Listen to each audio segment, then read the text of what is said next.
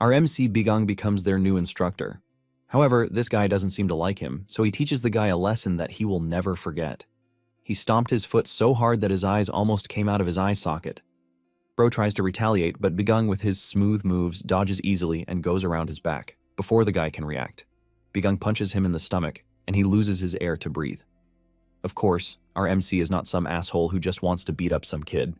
Let's go back to the beginning to understand why. 249 years ago, a huge dimensional gate opened in the skies, and from the gate, demons descended. After arriving on the planet, the demons immediately declared that they were invading mankind. The scary demons started cutting down humans, and this marked the beginning of the invasion of demons. Realizing how serious the situation is, the Orthodox Alliance formed the unit known as the Orthodox Heaven Demon Extermination Corps.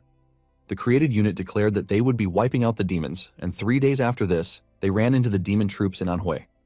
This doesn't end well for the humans, as they are all wiped out by the far superior demons.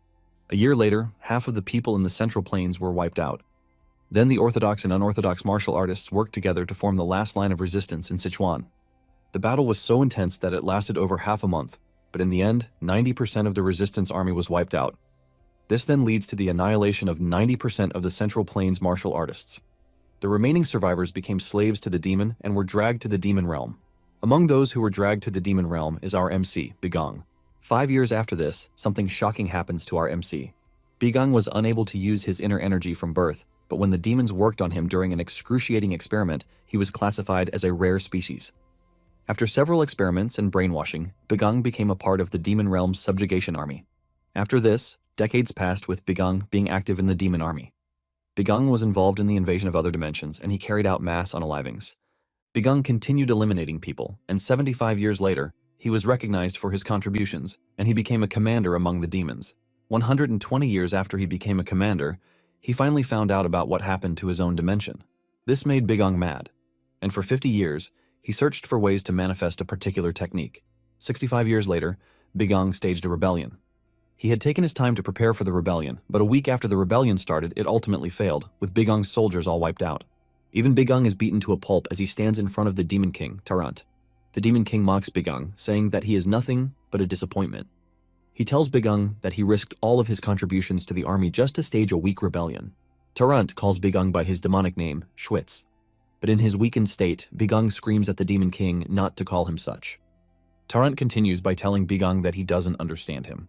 Tarant has spent a lot of time watching humans, and even though they are the weaker species, he admits that they possess a great trait, and that is their obsession with survival, regardless of the situation they have found themselves in.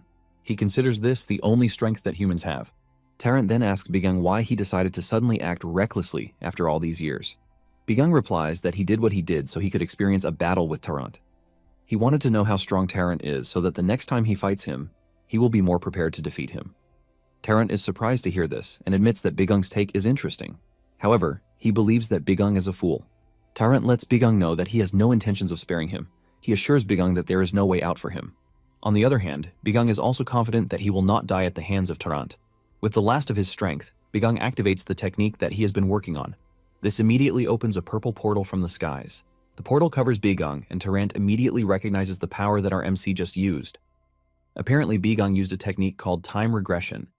This is the authority of Noizarun, who is an ancient evil god. Tarant finally realizes that Bigang endured defeat and humiliation for the past 200 years, just so he could get a good chance to use the technique. Before the portal takes effect, Bigang arrogantly tells Tarant that he will be more prepared for their next encounter. He assures Tarant that he is going to beat the crap out of him and every single demon in existence. Tarant, who is covered in fire and has a scary appearance, laughs out loud when he hears this. Tarant then tells Bigang that he will be looking forward to their battle together. Tarant admits that Bigang is the only human he has ever acknowledged, and by this, he excitedly waits to see what Bigang will bring to the fight when they meet next. The time regression portal finally activates and Bigang is taken back in time. In the Central Plains, Bigang crashes into a martial arts building. With the technique he used, he has gone back 10 years before the demons arrived. It turns out that the building he crashed into is one of the Orthodox Alliance Martial Arts Academy, which is the Dragon Spring Academy. Days later, the people in the academy believed that lightning was the cause of the damage to the roof. While they were repairing the roof, two guys talked about their disbelief that lightning had destroyed the roof. In addition to this, the lightning only struck the one person they consider to be a loser, and this is our MC. Bigang is a vice instructor in the academy, and he was once an orphan who was brought to the academy by the physician Jin Beck. Everyone knows Bigong as the trash, who can't use his inner energy. He is also the one who was struck by lightning, but the guys are disappointed that he didn't get injured that much. Surprisingly, that day is also considered to be his execution. And by execution, Bigong is competing in a duel. This is a duel for the spear assistant position of the Dragon Spring Academy. People are gathered to watch the fight go down, but clearly, Bigong is the underdog. Bigong is the current spear assistant, but he is being challenged by an opponent who was recommended for the position, and his name is Maeng. Maeng is also known as the Invincible Divine Spear. Since a request came in to verify Bigong's abilities, the duel is a good opportunity to determine who will be the assistant instructor. The two fighters are expected to fight with their honor and in their career as martial artists on the line. Once they are both standing in the ring, Maeng mocks Bigong, telling him that he looks better than he expected. Maeng already thought Bigong was not going to be present for the duel because he had heard that the guy had been struck by lightning. However, Maeng is impressed that Bigong still showed up, and he promises to end things quickly. To make things easier for them both, Maeng even suggests that Bigong surrender. Just then, Bigong opens his mouth to tell Maeng a story. He tells Maeng that in the far future, there was an instructor of a certain martial arts academy who couldn't use inner energy.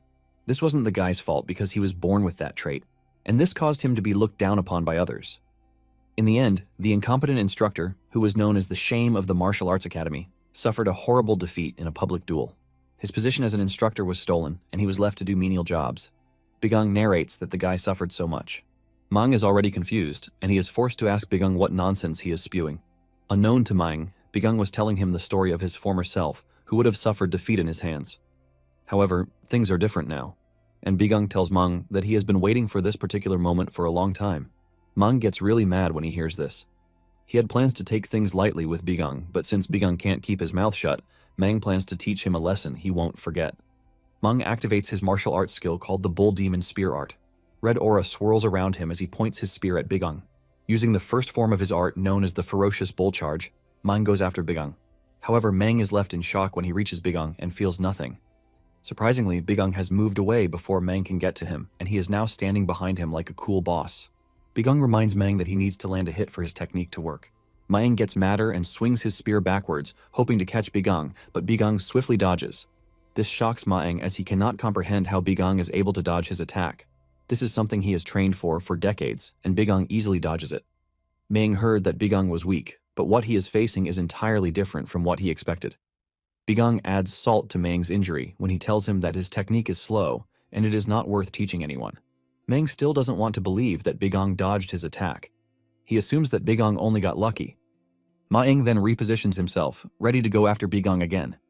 He lifts off the ground so hard that the pressure from his flight cracks the ground where he was standing. Maeng jumps toward Bigong. With rage in his eyes, Maeng activates the Bull Demon Spear Art 4th form, known as Falling Bull Strike.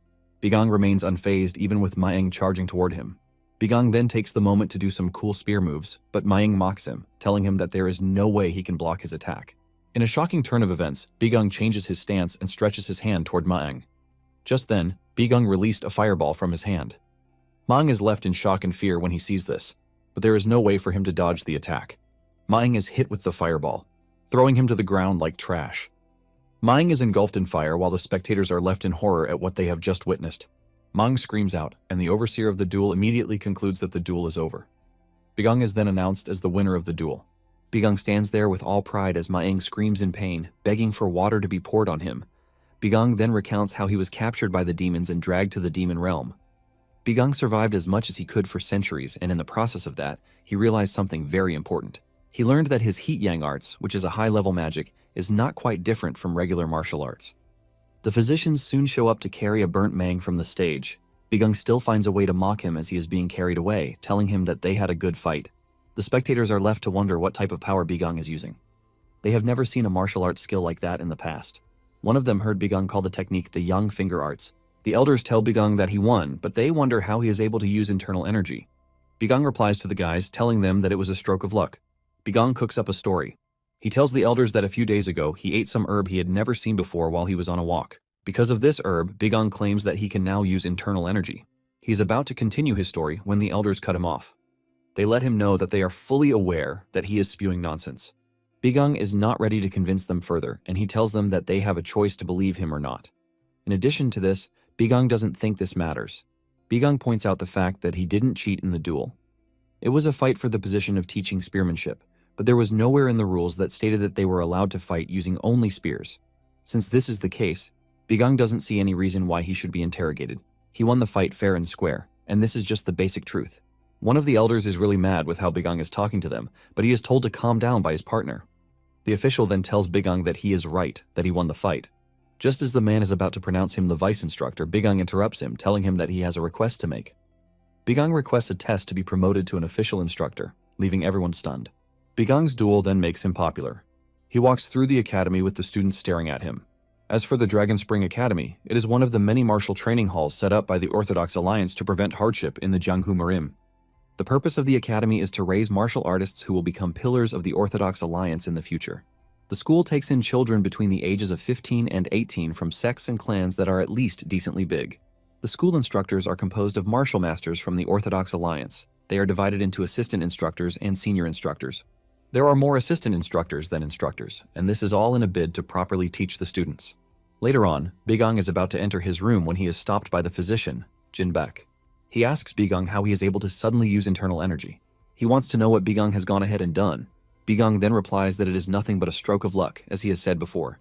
Jinbek angrily speaks out, telling Bigang that he is saying trash. Jinbek reminds Bigang that he has treated him for a long time. Since the time that Jinbek learned that Bigang couldn't use internal energy, he started doing everything in his power to fix him. But he failed. Jinbek falls to his knees, crying while calling himself a failure. With tears in his eyes, Jinbek says he remembered how others treated Bigang because of his inability to use internal energy. Jinbek starts to apologize, and Bigang smiles when he realizes that the old man hasn't changed at all. Apparently, Jinbek is like a father to Bigang. 542 years ago, before he used the time spell, which is now 15 years ago now, Jinbek was the person who ran into flames to save him as a dying child during a bandit attack. Jinbek was also the one who lost his life while saving others when the demons attacked. However, this time around, Bigang is determined to make sure that Jinbek doesn't die. Bigang walks up to the crying old man and tells him that there is no need for him to blame himself. He also adds that the old man should quit worrying about him. Jinbek's face immediately changes from sad to curious as he hears Bigang say those words. Bigang begs Jinbek to trust him because he is going to resolve all of their problems henceforth. That night, Bigang runs an assessment on himself while he is alone inside his room. He realizes that the time spell he used has caused him to lose 90% of his mana. The best magic he can use right now is the 4th circle, which is quite disappointing because he had previously reached the 8th circle, and this took him centuries to achieve. However, Bigang comes to the realization that he needs to be grateful for the fact that he still has some mana left in him. Bigang then remembers his time in the Demon Realm yet again while affirming the fact that he is back from Hell, called the Demon Realm. He has been able to reverse the history of Jiangmurim to when the demons had not yet invaded. Even with this, Bigang knows that the demons will still invade 10 years from now. If the demons invade, the realm will fall. But thankfully, Bigang still has his 300 years worth of memories, and he plans to use this to alter everything. Bigang still has information on the demon army, such as the kind of magic they use, the artifacts and weapons that they prepared for the invasion, and most importantly, he knows how to take down the Demon King, Tarrant. Moments later, Jinbek comes into Bigang's room. He tells Bigang that the Vice Academy Master Cheon Samyung is looking for him. Bigang is surprised that they are looking for him so late in the night, and the fact that Jinbek was the one sent to deliver the message. Jinbek tells Bigang that he doesn't mind, but lets him know that he is worried about him. Jinbek knows that Bigang is being summoned because he requested a promotion. The man urges him to be careful because the test will be hard. In addition, Samyung was the one who recommended Maeng. Since Bigang was able to easily defeat Maeng, Jinbek knows that Samyung probably hates him. Jinbek then asks Bigang why he suddenly decided that he wants to be an official instructor. Bigang replies that this is his first step to fixing the academy. Bigang puts on his clothes and then heads to the office where he has been summoned. Apparently, the Dragon Spring Academy was once a renowned academy. It was considered to be the best out of the top 3 Orthodox martial academies. However, 2 years ago, the academy's master, who is also one of the top 10 martial masters, suddenly disappeared. Because it was hard to replace the man, the academy searched for him for 2 years, but yielded no results. Due to the disappearance of this skilled master, the academy lost its fame. Bigang finally arrives in the room where Samyung and the other officials are waiting for him. Bigang is asked if he is serious about his request for promotion, and Bigang says yes with a big smile on his face. In reality, Bigang hates Samyung because he is the major cause of the academy's decline. Bigang remembers the day of the demon's invasion. Great ruptures opened up from all sides, and monsters that had never been seen before emerged to start eliminating people. There were monsters left and right, with nowhere to escape to. Screams were heard all over, coupled with deaths. This gruesome day marked the beginning of the demon's invasion of the dimension. The young disciples of the Dragon Academy were all wiped out in the most ruthless of ways. That day, Bigang saw Semyoung and Instructor Deung running away from the academy. Apparently, Semyoung hadn't run away, or if he had just reported the situation or even activated the defense system in the academy, it would have prevented many deaths. While standing in that room, Bigang can still remember the screams of the disciples who were unalived that day. Although this has not happened yet since Bigang is now in the past, but Bigang has no intention of forgetting Semyoung's ugly face. Since Bigang is adamant about his promotion, Semyoung lets him know that there is a test that he needs to pass first. Semyoung tells Bigang that he needs to raid the demonic knight stronghold.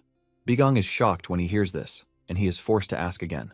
The demonic stronghold is a bunch of bandits in the mountain close to the academy. Semyoung confirms this, and he tells Bigang that he needs to terminate the bandits. In official terms, the demonic knight stronghold is a large group of bandits located in the old sacred mountain situated not far from the Dragon Spring Academy. Due to reports of frequent damage caused by the bandit group, there is an order to raid the bandits for the sake of the civilians. This is the order given to Bigang by Semyoung, and it is signed in an official scroll.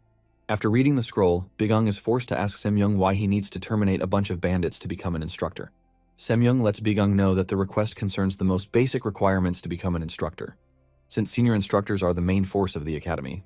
Also sitting in the room is Deung, and he is the blade technique senior instructor. Basically, all the senior instructors in the school are considered martial masters. From Semyoung, who is a master of the lightning blade arts, to Deung, whose arts focus on the tyrannical tiger blade. There is also Yoon Byuk, who specializes in archery technique, and his art is the soul-chasing arrow. Sang Pilji is also an instructor, and his art is the dark shadow divine sword. All these people have been officially recognized by the Orthodox Alliance because they have accomplished great things, such as eliminating evil demonic martial artist leaders or taking down bandits. After hearing everything that Semyoung has to say, Bigang asks him how long he has to complete his mission. This gets Deung mad as he considers Bigang an arrogant kid, but Semyoung calms his partner down. Semyoung then tells Bigang that he has 2 weeks to complete the mission and even a day's lateness will not be tolerated. Bigang smiles when he hears this. He tells them that he doesn't need 2 weeks because he is going to complete the mission in 3 days. The level of confidence that Bigang has shocks the instructors, especially Deung. After Bigang leaves the room, Deung asks Semyoung if he truly has plans to promote Bigang. However, Semyoung tells Deung that he shouldn't worry himself. He assures Deung that Bigang will not be coming back alive. Deung gets curious when he hears this, and he asks Semyoung what his plans are. Meanwhile, Bigang is already on his way to the mountain. He is using the magic spell Haste to move faster. Bigang is not a fool, as he knows what Semyoung is planning for him. Bigang remembers that it was around this time that the Forest Alliance began to rise in fame. Bigang explains that people do not know much about them just yet. As of the moment, it is not something big. At the same time, Semyoung is explaining his plans to Deung. He tells Deung that the head of the alliance is a peak realm martial master. His name is Master Ah Gugyeom of the demonic knight stronghold.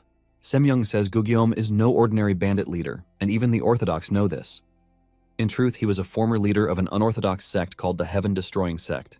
He was betrayed, and people believed that he died in the hands of traitors a few years ago.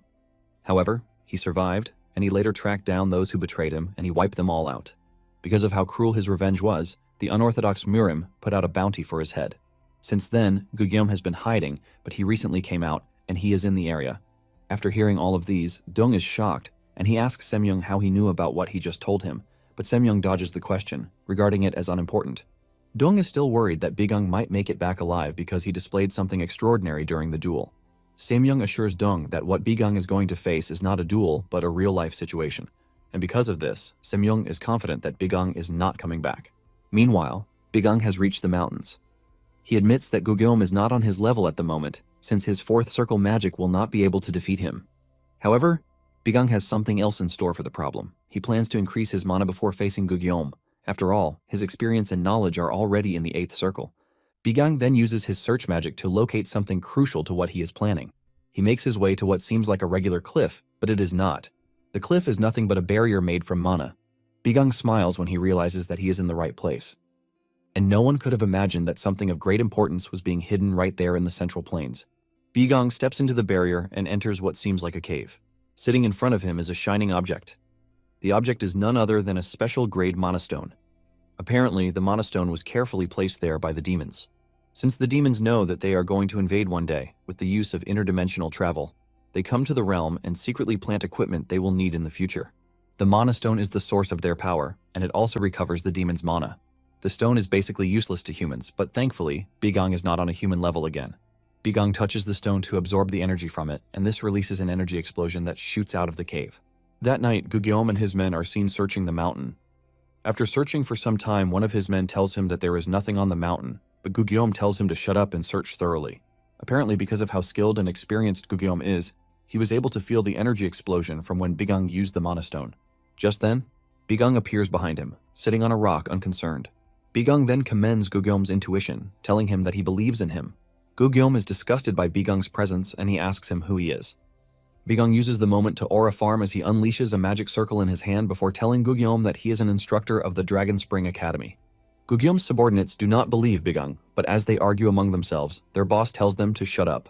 Gugyeom then turns his attention to Bigang, asking him if he is the cause of the great energy explosion, and Bigang answers sarcastically. Gugyeom gets angry and tries to slash Bigang with his sword, but Bigang easily dodges the attack. Gugyeom's attack leaves a red explosion, and he believes that he has landed a hit on Bigang. He boastfully says he is there to terminate, but he is shocked when he hears Bigang's voice behind him.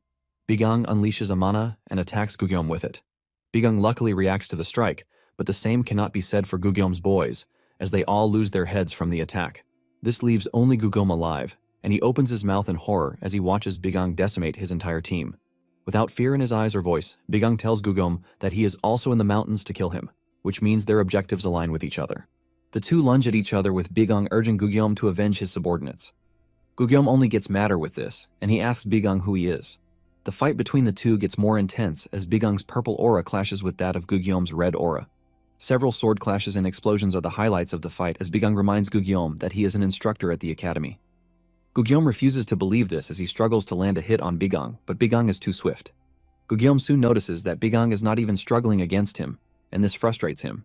Gugyeom finally loses it, and he taps into his ultimate power. A burst of red aura fills the area, causing a shockwave that even pushes Bigang backwards. The name of Gugyeom's ultimate attack is Heaven-Destroying Hegemon Divine Arts. Gugyeom then releases all of his core to maximize his power, and his eyes turn bright red. Gugyeom tells Bigang that he has made a big mistake by forcing him to use his ultimate skill.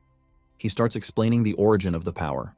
It all started when he was thrown off the cliff by the traitors, and while dreaming of revenge, he collected a bunch of innate core energy. Bigang then shocks the guy by shutting him up, letting him know that no one cares about his story. The insult from this shocks Gugyeom.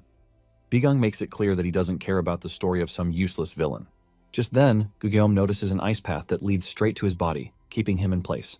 This turns out to be one of Bigang's techniques called the freezing wave.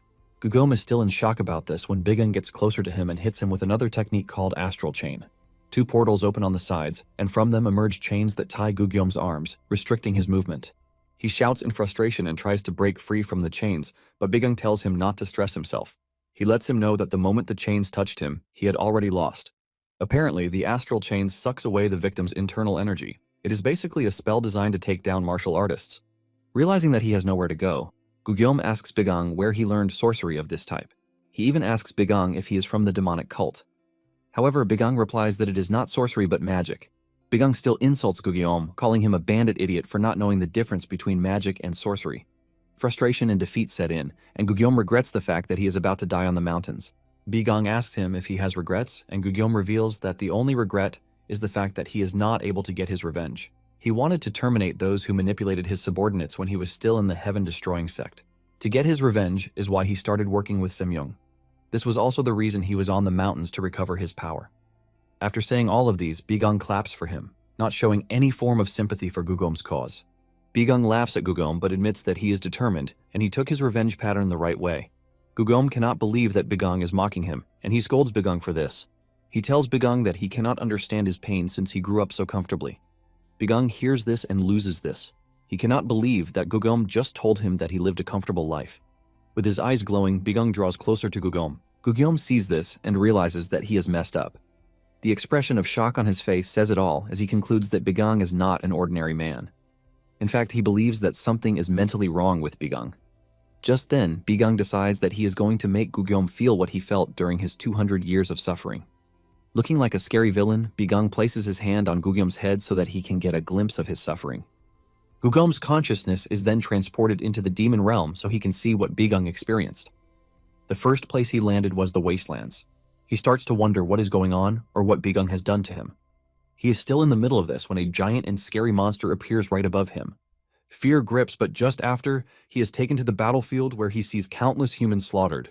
As if this is not enough, he finds himself in the room where the demons conducted experiments on humans. By this time, Gugyeom is already losing his mind, and he finally loses it when he is taken to the Demon King's presence. Gugyeom finally returns to his body, but he is not himself again. He screams out in horror at everything he has seen in just a short space of time. Bigang stands tall above him, asking him how he felt about what he saw.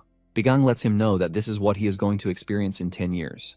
Gugyeom immediately grabs Bigang, begging him to kill him because he can't handle it. The feared Gugyeom is so broken that tears run down his eyes like a kid. Bigang understands his pain and suffering and agrees to relieve him of his pain. Bigang raises his sword and cuts off Gugyeom's head without hesitation. Bigang then returns to the academy with Gugyeom's head and his sword. He presents them to Semyoung, who cannot believe his eyes. Bigang tells Semyoung that he knew that Semyoung might not believe him if he brought only his sword, which is why he added his head to the collection. Without hesitation, Bigang tells Semyoung that the discussion on his promotion to a senior instructor should be the next thing. The following morning, Semyoung holds a meeting with other senior instructors. Senior instructor Yo Woojin, who uses the fist technique, cannot believe that Bigang took down Gugyeom. He reminds his colleague that Bigang was the shame of the academy until just a few days ago. Eunbyuk then asks Deyoung if it is true that Bigang raided the demonic night stronghold all by himself. Deyoung confirms this and tells his colleagues that he went to the mountains himself. He says he found the bodies of the bandits exactly where Bigang told him he was going to find them. Deyoung admits that he has no idea how Bigang did it, but he noticed that the other bodies, except Gugyeom's, had their throats sliced with just one attack. This creates more confusion among the group because Bigang is known to be a spear instructor. They wonder if Bigang is hiding his sword techniques too, but they just cannot come to the conclusion that this is possible. When Deyoung realizes that his colleagues won't believe him, he tells them that they are free to go to the mountains and confirm things. Semyoung realizes that things are getting out of hand, and he urges his colleagues to calm down. Even to Semyoung, the entire scenario doesn't make sense because he knew how powerful Gugyeom is. He is fully aware that Gugyeom is a peak realm martial master, and he was able to confirm this by himself when he was relaying a message from the Orthodox Alliance to Gugyeom. With how strong Gugyeom is, Semyoung wonders how Bigang was able to kill him in just one night. Even Semyoung admits that he himself is not capable of such a feat. Thinking about all the factors that might be involved, the thought of Jinbaek helping Bigang crosses his mind, but he quickly kills the thought. With what he knows, Jinbaek is not that skilled. The only conclusion that Semyoung can come to is the fact that he needs to look more into Bigang. Semyoung then asks Deyoung if he can get in touch with the Ghost Shadow Manor. Apparently, the Ghost Shadow Manor is one of the biggest assassin organizations in the martial world. The group is known for doing anything as long as they are paid the right amount. Semyoung then tells Deyoung to put in a request to find out everything that they can about Bigang. Semyoung even wants to know what Bigang does on a daily basis. After this, the discussion of whether they are going to promote Bigang comes up. However, one of them already has a solution to this. He has compiled a shabby list of disciples who are going to be under Bigang's mentorship. They all laugh when they see the list, and they commend their colleague for coming up with such a brilliant idea. They believe that Bigang is going to quit even before the Ghost Manor is able to do their thing. They are very sure that this is going to be the outcome since Bigang has little experience. When asked what Bigang did when he saw the list, Deyoung says he only smiled. Unknown to the old idiots, everything is going according to Bigang's plan. Bigang regressed to this time and place for a reason. After he learned about Noizeran's power of time regression, Bigang thought to himself what he needed to do to prepare for the demon's invasion. Since the enemy is an army that has already conquered countless dimensions, and he is just one person, there are limits to what he can do. In the end, Bigang came to the conclusion that the best thing he could do was to raise an army. Bigang is not looking to raise weaklings like the ones who died before his regression. However, he has plans to raise a powerful army that has learned all kinds of magic and martial arts. Bigang soon stands in front of the students who have been allocated to him. These are guys who have been marked as troublemakers among the first-year disciples. Bigang believes that the students are talented, but their personalities have been getting in the way. In addition to this, some of them are neglected because they don't come from prestigious families. It is normal for Semyoung and his bunch of clans to think Bigang will not be able to handle them, but they don't know something quite important. There were two heroes who did their best during the demon's invasion. One was a martial master who reached the evolutionary realm in his late 20s. He was the last hope of Murim, who led the alliance against the demons, and he is the Heavenly Sword Alliance leader. The second person was a talented archer who led a squad specialized in assassination and patrolling. By himself, he terminated most demons, and he was the demon-slaying divine archer. Unknown to Semyoung and his group, those two overpowered guys are among the students they have assigned to Bigang. With a big smile, Bigang welcomes his students, introducing himself as their instructor. Earlier that day, Gok Bork of the 1st Camellia class, second son of the Dragon Tiger Escort Agency, is seen giving training to another student, Dan Le-young. Dan Leung is also a first-year student, and he is the eldest son of the One-Star Sword clan. Dan tells Gok to give him a break because he has almost broken all the bones in his body, but Gok is not ready to back off. He screams at Dan, telling him to get up because anyone who sees them will assume he is being bullied. Gok tells Dan that he should be grateful that he is showing a weakling like him his Dragon Tiger Mountain splitting fist arts. Dan tries telling Gok that they only take swordsmanship classes in his clan. Gok laughs when he hears this, and he tells Dan that the skills he learned are useless because he couldn't use them against him. Dan gets mad when he hears this, and he clenches his fist as if he is preparing a big attack. Gok sees this and mocks Dan, telling him to stop clenching his fists. He threatens to beat him up again if he doesn't do as told. Realizing that he has no chance against Gok, Dan unclenches his fist before he gets beaten up again. Just then, one other classmate, Yepen Wookyung, enters the room and urges Gok to stop forcing Dan to train with him. Yeon Wookyung is also a first-year student whose art is the destructive sword. He is the second son of the Yeon clan. Surprisingly, Gok listens to Yeon and he backs off, telling Dan that he is lucky. Looking dejected, Dan thanks Yeon for coming to his rescue. They are in the middle of this when one of the teachers enters to tell them that they will not be in the Camellia class anymore. Apparently they are being transferred to a newly created class. The trio is shocked to hear this, but are more shocked when Bigang appears in front of them to introduce himself as their new instructor. The cadets looked at Bigang in a scornful way as they couldn't believe what they were seeing. Gok is the first to talk as he tells Bigang to stop messing around. He can't believe that they have had to move classes on short notice, but they will also be receiving instructions from an incompetent teacher. Gok continues ranting until Bigang speaks up, telling him that his choice of words is quite bad. He reminds Gok that he is an instructor, but Gok doesn't care about this. Gok tells Bigang that he doesn't care about whatever strings he had to pull to become an instructor, but he has no plans to learn under him. Bigang realizes that Gok is not ready to stop talking. Bigang decides to resort to the use of the Academy rules, which are under Article 3, Clause 5. Before Gok knows what is happening, Bigang uses the magic spell, Blink, to reach him. This shocks Gok, and before he can do anything, Bigang steps on his foot, causing him pain. Gok screams out in pain as Bigang does this. Gok goes down on his knees, and Bigang quotes the Academy rules that give instructors the go-ahead to punish students if they show bad behavior. Instead of backing down, Gok clenches his teeth in anger. He pulls together a powerful punch to try and hit Bigang. Gok is so mad that he even pulls out his ultimate skill, the Dragon Tiger Mountain splitting fists, just so he can punish Bigang for embarrassing him. However, Bigang effortlessly dodges all of Gok's punches while reciting the school rules for him.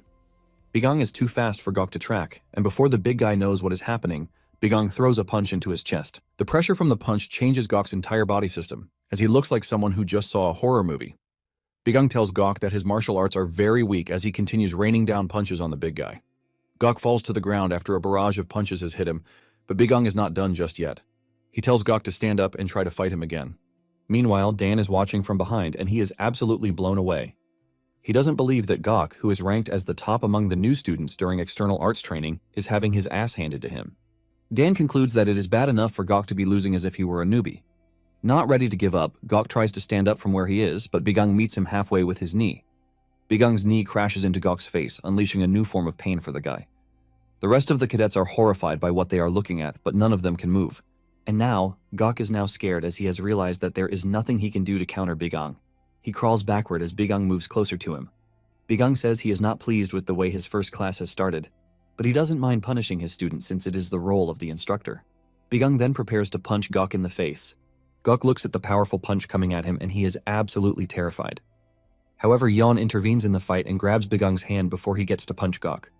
Yeon tells Bigang that he is already too hard on Gok, who is just a cadet. Bigang lets off a weird smile when he realizes that Yeon has finally decided to make a move. The reason why he is excited is the fact that Yeon was the powerful Heavenly Sword Alliance leader before the regression. Before the regression, Yeon was a member of one of the prestigious clans in the Central Plains. From a young age, he was recognized within the clan as a martial arts genius.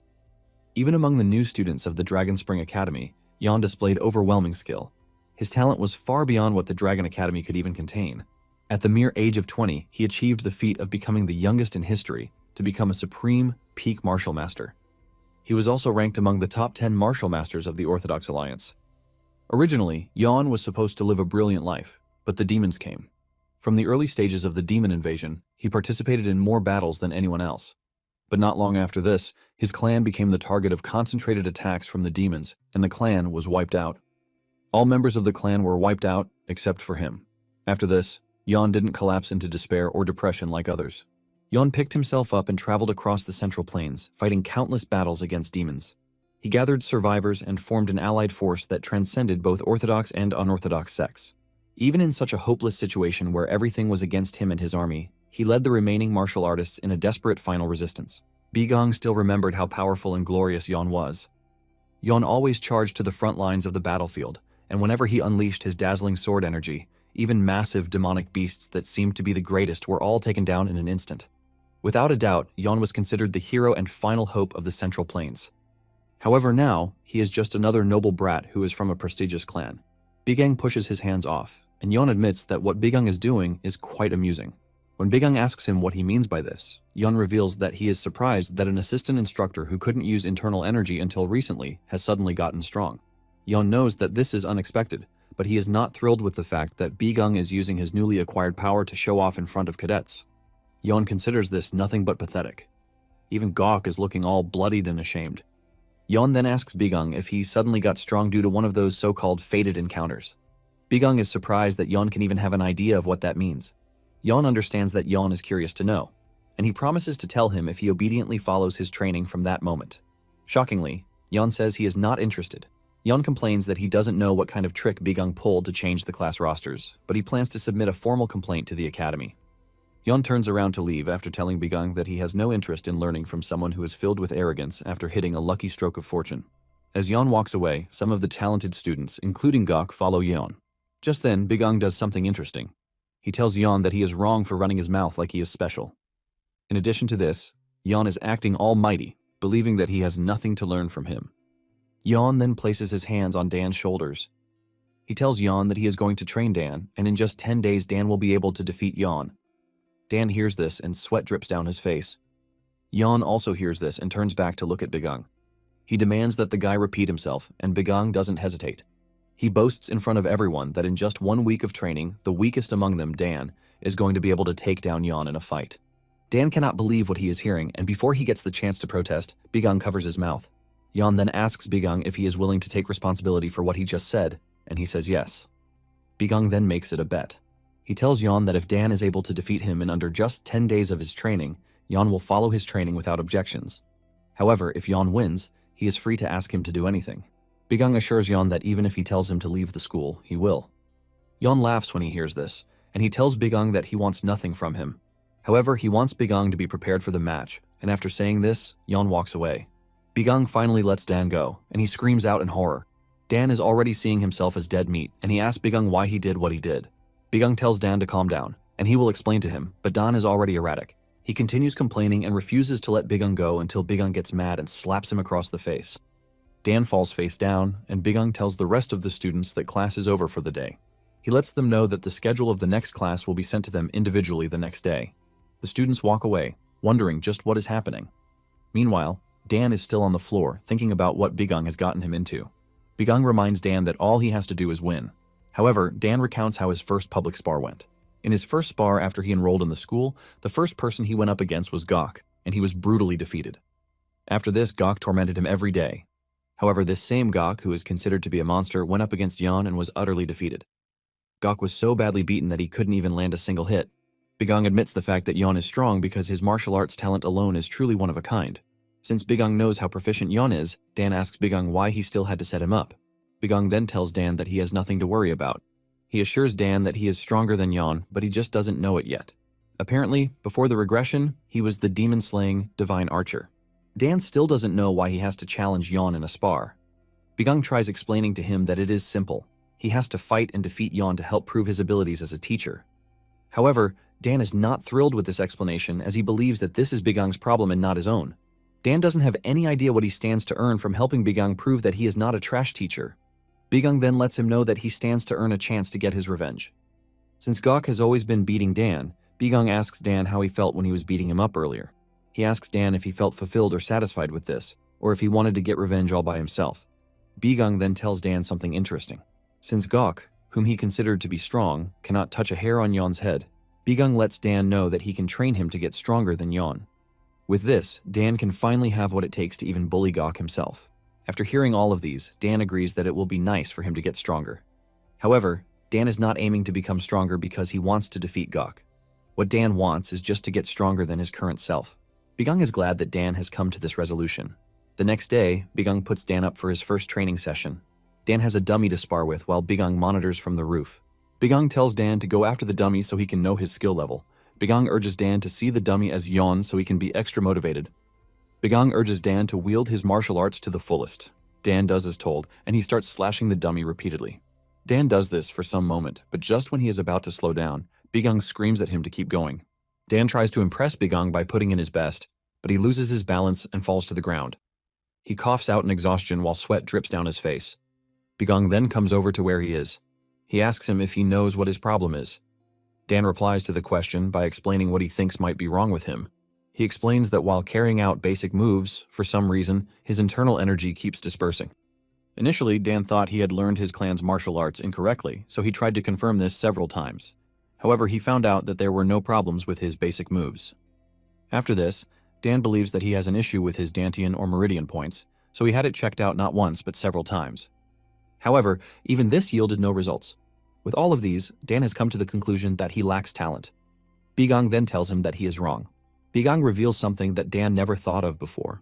He tells him that his Meridian points spread further than others. Dan is shocked when he hears this, and he asks Bigung to explain further. Bigung repeats that Dan was born with his Meridian points more spread out in his mind than most people. On a regular day, this is considered to be a rare constitution that has more advantages than disadvantages.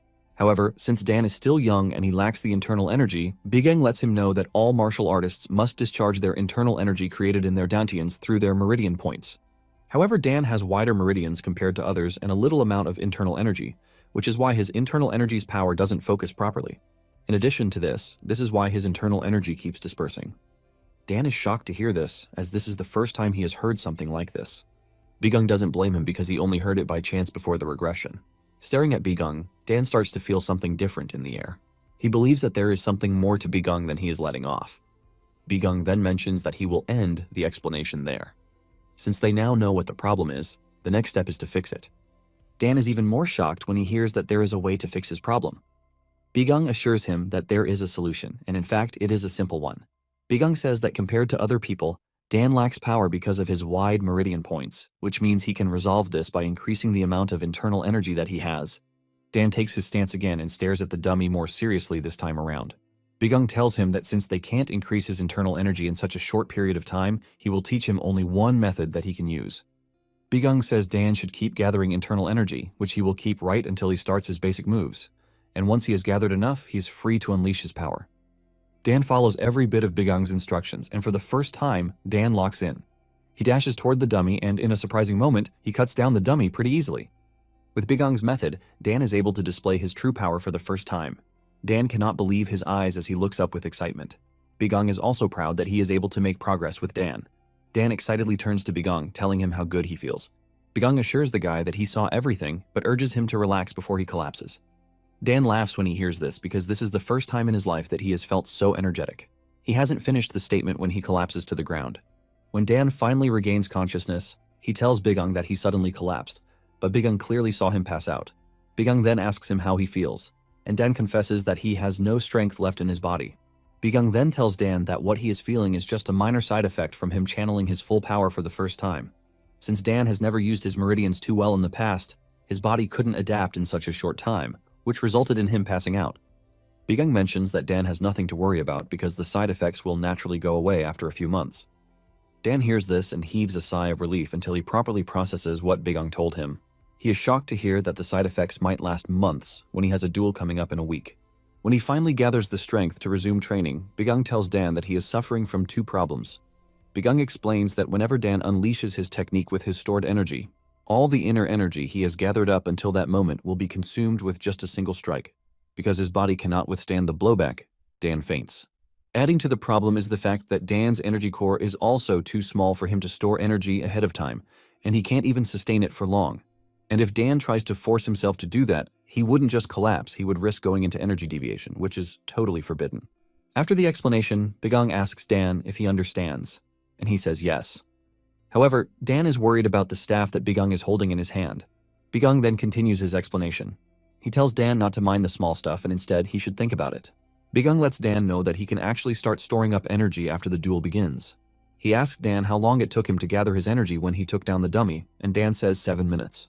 Bigang is not impressed with this because he doesn't see Dan holding out against Yon for 7 minutes. Bigang then reveals that there is only one solution to the problem, and Dan dodges like hell until he has successfully gathered his energy. Dan finally realizes why Bigang has staff with him.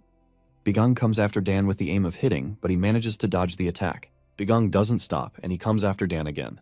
He tells him to forget about the attack and just focus his attention on gathering energy. Bigang makes it hard by using the illusion spell to make himself appear more than once. Dan fails to dodge this time, and he gets smacked in the head. This hurts Dan, but Bigang tells him to stop whining because he didn't even use any inner energy against him. He then urges the boy to stand up so that they can continue training. Dan is beat up, forcing him to talk trash about Bigang's training method. Bigang then gets serious with him. Bigang asks Dan if he thinks he is bullying him. Bigang continues by telling Dan that his problem has already been identified, which means the next step is a solution. Bigang gets brutally honest with Dan when he tells him that he has no chance of touching Yon if he doesn't improve himself within the space of 1 week. Bigang admits that the training is painful and hard, but he considers this the only way Dan is going to have a chance to prove himself to others. Bigang's words are able to reach Dan, and this is enough to motivate him. He gets off the ground, apologizes to Bigang, and tells him to continue the dodge training with him. He assures Bigang that he can endure a whole day of the training if that is what is going to take for him to be better. This is just something that Dan said to Bigang out of excitement, but deep down, he is scared that he doesn't have what it takes. Bigang is happy to see that Dan's motivation has returned. Bigang rearranges his shoulder while telling Dan that he will have to endure the training non-stop for the entire week. Before Dan even knows what is happening, Bigang charges toward him, leaving Dan in tears. A week later, it is time for the duel. Yon and Dan step into the ring to battle while other students and teachers are present to witness it. Yon looks cool and confident, while Dan has bruises all over his body, but he has the aura of a changed man. Most of the students do not believe in Dan. They are confident that Yon is going to blitz him early in the match. Some believe that Dan might hold out because they saw him practicing but getting smacked around by Bigang the entire week. Even Gok is in the stands, and as expected, he doesn't think Dan has a chance. He says Dan should have just stayed quiet in a corner rather than causing them problems. In his thoughts, Gok is mocking Dan for believing Bigang's words. Gok is confident that Yon will trash him really hard. Before the duel begins, Yon tells Bigang that he has changed his mind. Previously, he said he didn't want anything if he won, but now he wants something. Bigang tells him to proceed with his request, and Yon lets Bigang know that he would like him to leave the academy if he wins. As expected, Bigang accepts the deal and also reminds Yon that if he loses, he will have to follow his instructions to the letter. Bigang then tells Yon to focus on Dan and not him. Talking about Dan, he looks totally different from his usual self. Bigang then reads out the rules. He tells them that victory will be determined when one side either forfeits, loses consciousness, or drops their weapon. In addition to this, any lethal or life-threatening strikes are forbidden. Since Bigang is the judge, he tells them that he will be the one to make the final call. Once everyone is in agreement, Bigang starts the match between Dan and Yon. Just as the fight begins, Dan suddenly feels his arm torn off. This shocks him as he doesn't see Yon move from where he is. He then hears Yon telling him to surrender. It turns out that what Dan just felt is Yon's murderous intent and not Dan's actual presence. Dan realizes that Yon could have torn him apart if he really wanted, but the guy wants him to surrender without getting hurt. This gets into Dan's head, and he starts to shake. He doubts himself, wondering what pushed him to take on the strongest guy in his class. To make things worse, Dan realizes that he only has a week of training. Dan looks around and spots Bigang staring at him. With the way Bigang is looking at him, Dan gets the feeling that he is going to get whooped if he loses the fight against Yon. Dan then reminds himself of the real reason he started the fight. He remembers that he wanted to become stronger than he currently is. This was his vow a week ago, and now, he is ready to uphold it. Yon notices that Dan is not ready to back down, and he calls him an idiot, telling him that he already gave him a chance to leave without getting hurt, but he didn't take it. Yon then lunges at Dan with a very powerful strike, but to everyone's surprise, and even Yon's, Dan is able to react just in time to block the attack. The pressure from the strike pushes Dan back, and he realizes that things could have gotten worse than he anticipated. The chi he collected prior to the attack almost got dispersed. Not ready to play around with Dan, Yon activates one of his scary techniques, the Berserk Dragon's Rage Torrent. Even Dan sees this and knows that he is in trouble. Yon comes at him with a swing, but he manages to dodge it yet again. Even though he dodged it, Dan can feel just how powerful the chi from the attack is. Yon takes another swing, but Dan dodges yet again. Dan starts getting confident with the belief that he might actually have what it takes to dodge Yon's attack. Everyone watching is shocked at what they are witnessing inside the ring. Even Yon now realizes that Dan's 1 week of training isn't a waste. Yon then uses another technique, the Twin Dragon Fang Severance. This makes Yon's appearance look as if he has become two. He comes at Dan, but to Dan, he just remembers when Bigang used the illusion spell to split himself. He realizes that Bigung has already prepared him for the occasion. Thanks to his training with Bigung, he is able to dodge Yeon's attack yet again. He leaps above Yeon and lands behind him with sweat dripping all over his body. Yeon is not ready to give Dan a break, as he comes after Dan immediately. Dan dodges the attack, but Yeon just keeps coming. This scares Dan as he realizes how fast Yeon is. He is not only fast, but he is also precise. However, Dan realizes that he is going against one of the best swordsmen in the Central Plains, and he is not supposed to expect any less. Even with this conclusion inside his head, Dan still pushes himself forward, telling himself that he has what it takes to dodge Yeon's attacks too. Dan figures out that the sword technique that Yeon is currently using to hunt him down is the same one that Bigung has been using against him the entire week during training. Since he is already familiar with every move, every sudden change and pace, Dan continues to dodge. At some point, Yeon is forced to back away after failing to register even a single hit. The students refuse to believe their eyes when they see Yeon backing away from Dan. Argument ensues among the students as they try to figure out what is currently happening in the duel ring. Some assume that Yeon is acting, but others dispute this because the Yeon they know will never consent to acting out a duel match. Meanwhile, Yeon is at the edge of the ring, trying to figure out what is happening. He grabs his sword tightly again and suddenly tells Dan that he is sorry for calling him an idiot. This shocks Dan, but Yeon continues. Yeon admits that Dan has learned a lot within the last week. Yeon says he doesn't know how Dan figured out the supreme heaven-severing sword, and he starts to prepare another attack. Dan's face lights up in shock when he sees what Yeon is doing. Yeon spins his sword, and suddenly, a blue wave surrounds him, making him look really dangerous. The new technique Yeon just used is the Fierce Dragon Annihilation technique, and he tells Dan that he is going to admit defeat if he manages to dodge this technique too. The wave buildup from the sword technique gets so high that it starts to scare the people who are even watching from the stands. They have never seen a sword technique like that before, leaving them to wonder what sort of strange technique it is. In a surprising and shocking turn of events, everyone watches as Dan walks toward the blue tornado. All of them keep asking themselves where Dan is going, but Dan just continues toward Yeon as if he has lost all sense of fear of him. The night before the duel, Dan looks totally battered and weak. Bigung then commends him for his training so far, telling him that he has been dodging so well, which means their mission might actually be possible. Excitedly, Dan asks Bigung if everything he has learned will allow him to dodge all Yeon's attacks, but Bigung says no. This shocks Dan, but Bigung explains that Yeon is no fool. He explains to him that to that point Yeon would be underestimating him, but if he continuously dodges his sword strikes, he will have no choice but to set up countermeasures. Bigung then mentions that Yeon would have no choice but to use his greatest technique if Dan manages to make it to the end. Bigung then shows Dan what the technique looks like. He explains that the technique makes it seem like a fierce dragon is materialized, and it is a martial art that creates massive sword chi. Bigung then shocks Dan when he lets him know that he has no chance of dodging the attack. Bigung mentions that it is quite pointless to try to jump or move back in an attempt to dodge the attack. Bigung explains that the attack will just grow instantaneously and swallow the entire stadium. Dan is left stunned after hearing all of these, and he considers the sword technique practically unbeatable. However, Bigung tells him that he is wrong. Bigung confidently says there is nothing unbeatable in the world. He continues by explaining that the technique, which is a storm of chi, might look perfect, but it is not. Generally, the Fierce Dragon Annihilation technique is a martial art designed to annihilate the majority of the enemies who get scared by its incredible force or even try to run away. Bigung lets off a wicked smile when telling Dan that there is only one way out of the situation, and this is if Dan keeps moving forward.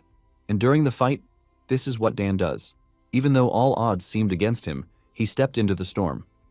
Even though he got cut a little, he continued moving toward Yeon. Bigung had already prepared Dan for every possible outcome. He already told Dan that Yeon would immediately react to the fact that his technique has been exposed. However, Bigung lets Dan know that in that position, Yeon is vulnerable. He tells Dan to take his moment and use his stored-up anger and land a blow. Dan follows everything Bigung told him, and with this, he hits Yeon before he can react, thus destroying his sword.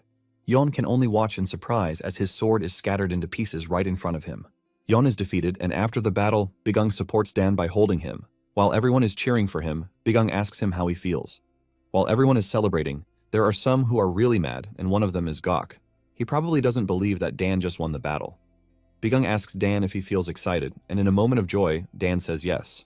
Later on, Bigung enters his classroom to attend to his students. Since they had a deal, Yeon and the others who rebelled had no choice but to be in the class and take Bigung as their teacher. While Dan is smiling, Yeon is frowning, probably still in disbelief that he lost. Bigung smiles at the class, and with this, he announces the start of their first class. After Bigung has successfully secured his students' trust, an argument broke out between Semyoung and his circle of clowns. Semyoung cannot believe that things have turned out the opposite of how they want them. The whole point of their mission was to make sure that Bigang voluntarily leaves the academy. However, things are not going their way, and the cadets are following him instead. The two notable students who are with him are Dan Yon. Even though they tried to convince them, the two students remained adamant that they wanted to continue studying under Bigang. One of the group members suggests that they switch their classes again, but it seems Yon has threatened to withdraw from the academy if they do this, and this is not something they want since it is going to destroy the academy's reputation. The guys are now regretting their decision to let a genius like Yon learn under Bigang, who is nothing but a rookie. The rest of the team wastes no time pinning the blame on Semyoung. He is the leader of the faction, after all. Semyoung then asks if it is true that Yon lost to Dan. They tell him that Yon conceded defeat, but from reports, it is certain that Yon lost. Semyoung cannot believe that the prodigy from the Yon clan lost to Dan. This only adds to the mystery that surrounds Bigang. Semyoung then comes to the conclusion that they cannot leave Bigang unchecked. Just then, it dawns on him that they actually submitted a request to the Ghost Shadow Manor and they haven't heard from them. Semyoung is mad about not getting a response from the organization, and he angrily calls them a bunch of mercenaries who act high and mighty. Suddenly, Semyoung hears a voice telling him to be careful with his choice of words. Everyone in the room is thrown into panic as they wonder who is talking to them. Semyoung demands to know who is there, but the voice tells him that he is asking a foolish question. Unknown to him, there is a scary ninja behind him. Semyoung cannot believe that even with the level of his experience in the martial arts world, he couldn't sense the presence of the person talking to him. Just then, the ninjas finally reveal their presence, and they turn out to be from the Ghost Shadow Manor. With a commanding tone, the ninja leader, Ghost Shadow 1, demands to know more about the target, Bigang. He is then given a portrait of Bigang to give him an idea of who the target is. After they leave the room, Shadow 1 holds a meeting with his subordinates, Shadow 5 and Shadow 7. They are surprised that Semyoung and his guys are willing to pay a huge sum to conduct an investigation on one of their own. This makes the situation ironic because the academy is always acting all virtuous to outsiders. Shadow 5 then speaks out of turn, saying they are not so different from the corrupt guys because they also scavenge on dirty funds. Shadow 1 gets angry and reminds Shadow 5 of what their mission is. Apparently, they have sworn to do whatever dirty tasks they can until they find a certain someone and serve him. Shadow 5 apologizes for speaking out of turn, and his boss lets it go. He then tells him to focus on the mission. The question to investigate Jin Baek comes up, but Shadow 1 tells his guy to focus on the target, Jin Baek, in the meantime. Shadow 7 asks his boss if he believes the myth that Bigang had a fated encounter, but Shadow 1 tells his subordinates not to believe such a rumor. Shadow 7 finds it hard to let the stuff go. He mentions that Bigang could not use inner energy until recently, but suddenly he became a martial arts master. He believes that there is something hidden behind the scenes. Just then, the thought of Bigang having secret and powerful backers came up. They assume that Semyoung and his circle already know this, which is why they hired them to investigate. Shadow 1 suggests that Bigang might be dangerous than they actually think, and he urges his guys not to allow anyone to catch a trace of them. Shadow 7 boastfully reminds his boss that no matter how strong Bigang is, there's no way he can detect the stealth techniques of the Ghost Shadow Manor. With this confidence in mind, the ninjas begin their task. Later on, Jin Baek and Bigang are seen discussing outside. Jin Baek mentions that Bigang's name is already spreading through the school. Jin Baek is worried about Bigang, telling him that there are people who have started making moves against him. Bigang understands this and tells Jin Baek that jealousy and envy always follow the path heroes walk, so he has nothing to worry about. Jin Baek mentions how glad he is that Bigang actually had a fated encounter because things have changed for him. Jin Baek says things would have been bad if Bigang had lost the duel against Mayang, since Semyoung was trying his best to get rid of him. Upon hearing this, Bigang recounts what happened before the regression. He actually lost the fight against Mang. He was then stripped of his position as assistant instructor and demoted to menial labor. Unable to cope with the shame and embarrassment, Bigang ran away from the academy. Bigang wandered around with no purpose until he ended up becoming an escort warrior in an escort agency. Even though Bigang still lacked the knowledge to use inner energy, he poured his blood and sweat into training his physical techniques and spear fighting. After surviving numerous dangerous escort missions and attacks from bandits, Bigang eventually became a first-ranked escort warrior. Bigang then spends his next 10 years as an escort warrior. He traveled the entirety of the Central Plains, gathering a network of contacts and information in the process. Then one day, Bigang decided to stop at the Dragon Spring Academy for old time's sake, but this day was when the demons decided to attack. Remembering all of these, Bigang angrily picks up a stone and throws it forward. Jin Baek is shocked to see this, and he asks him why he suddenly threw a rock. Bigang claims that he saw an ugly frog and just couldn't help it. Jin Baek scolds him for trying to harm a harmless frog, but he reminds the old man that he used to catch frogs and feed them to him as medicine when he was younger. With this, Jin Baek couldn't defend himself. In a surprising revelation, it turns out that Shadow 7 and Shadow 5 are hiding exactly where Bigang threw the rock. The rock hit Shadow 7 in the face, causing it to swell up. 7 wonders if Bigang actually saw through their stealth, but 5 assures that it was just a stroke of luck. 5 tells 7 not to doubt the ghost shadow manor's cultivation techniques over something that can be considered irrelevant. 7 agrees with 5, and the guy urges him to believe in himself. Since Bigang is already heading back to his quarters, the only thing they can do is to continue to surveil him. While in his quarters, Bigang comes to the conclusion that the first objective is now complete. He starts thinking about bringing another character who seems to be a girl. He wonders if it is the right time to bring her in yet. He is in the middle of this thought when Yeon enters the room. Yeon is surprised to see Bigang facing the door as if he was already expecting him.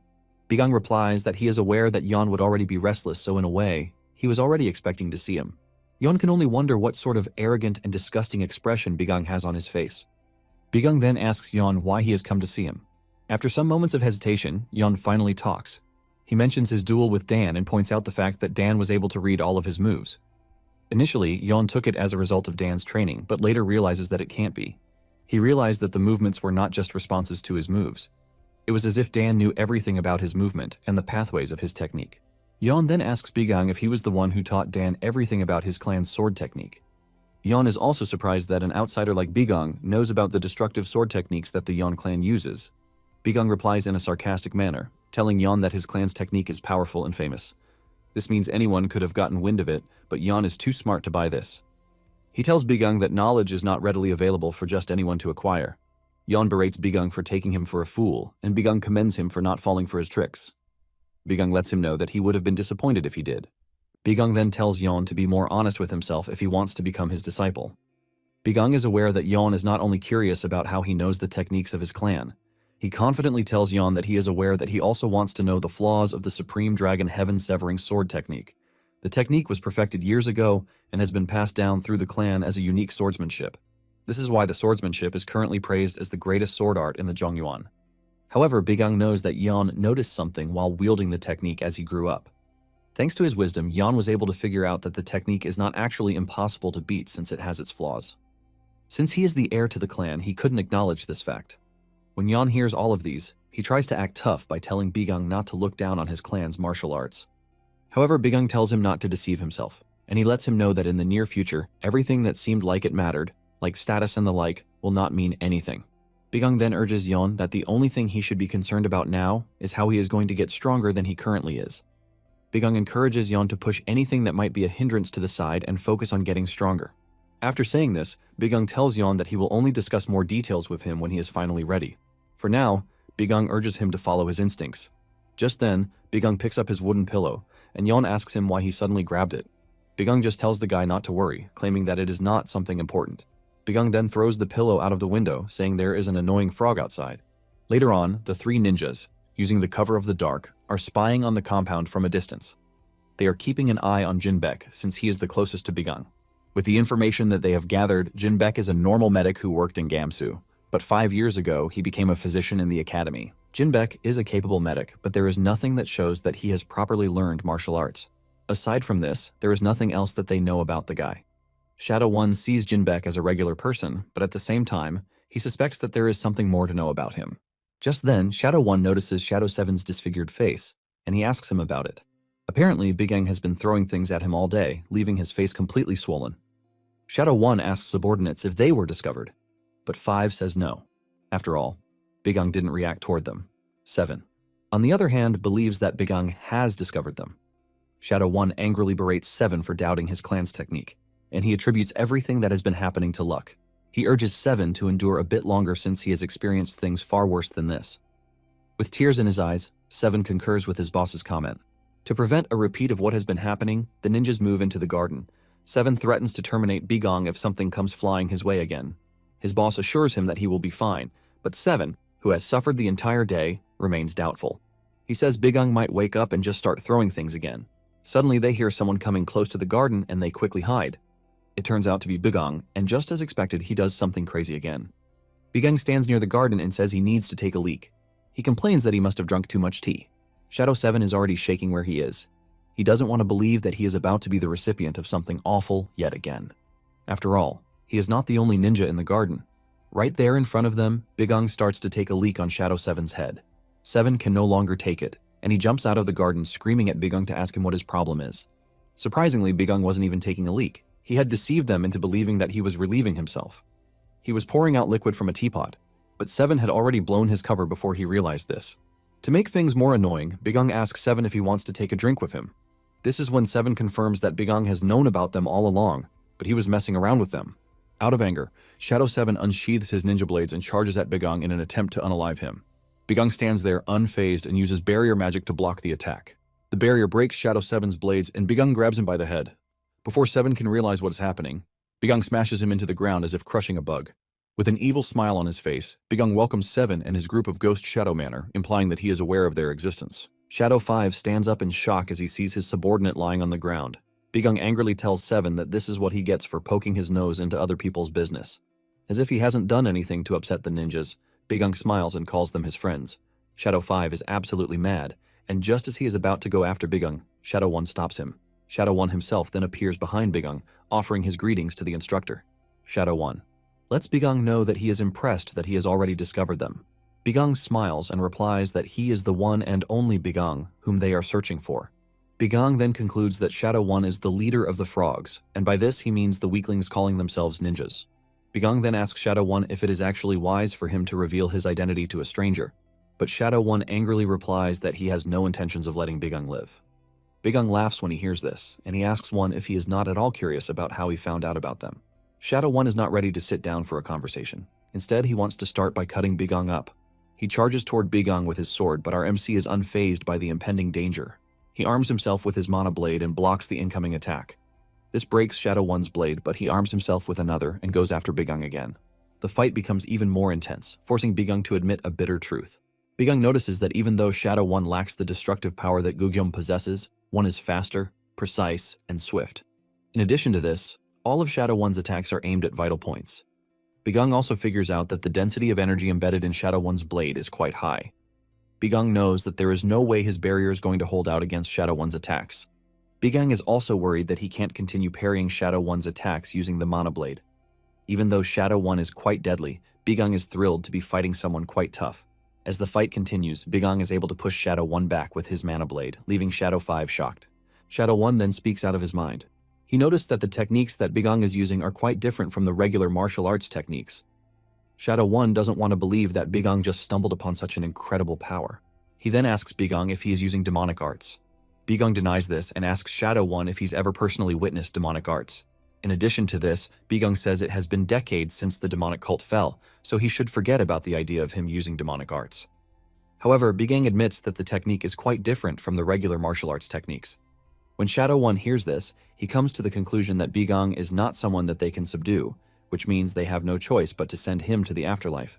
With this, Shadow 1 activates his ultimate skill, claiming that whatever he does is for the sake of the Shadow Ghost Manor. Shadow 1 disappears from where he is, leaving Bigong shocked. It turns out that Shadow 1 is using the technique called Soul-Destroying Stride.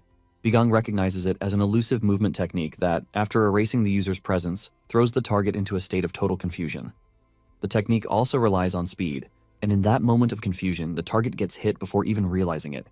This happens just as Bigong thought, but Shadow 1 manages to reach him and cuts off his arm using the Ghost Soul Slash. Before Shadow 1 can celebrate that he got the better of Bigong, he realizes that he has been fooled. Apparently, Shadow 1 hit an illusion and not the real Bigong. Before Shadow 1 can react to this mess, Bigong has already gotten the better of him.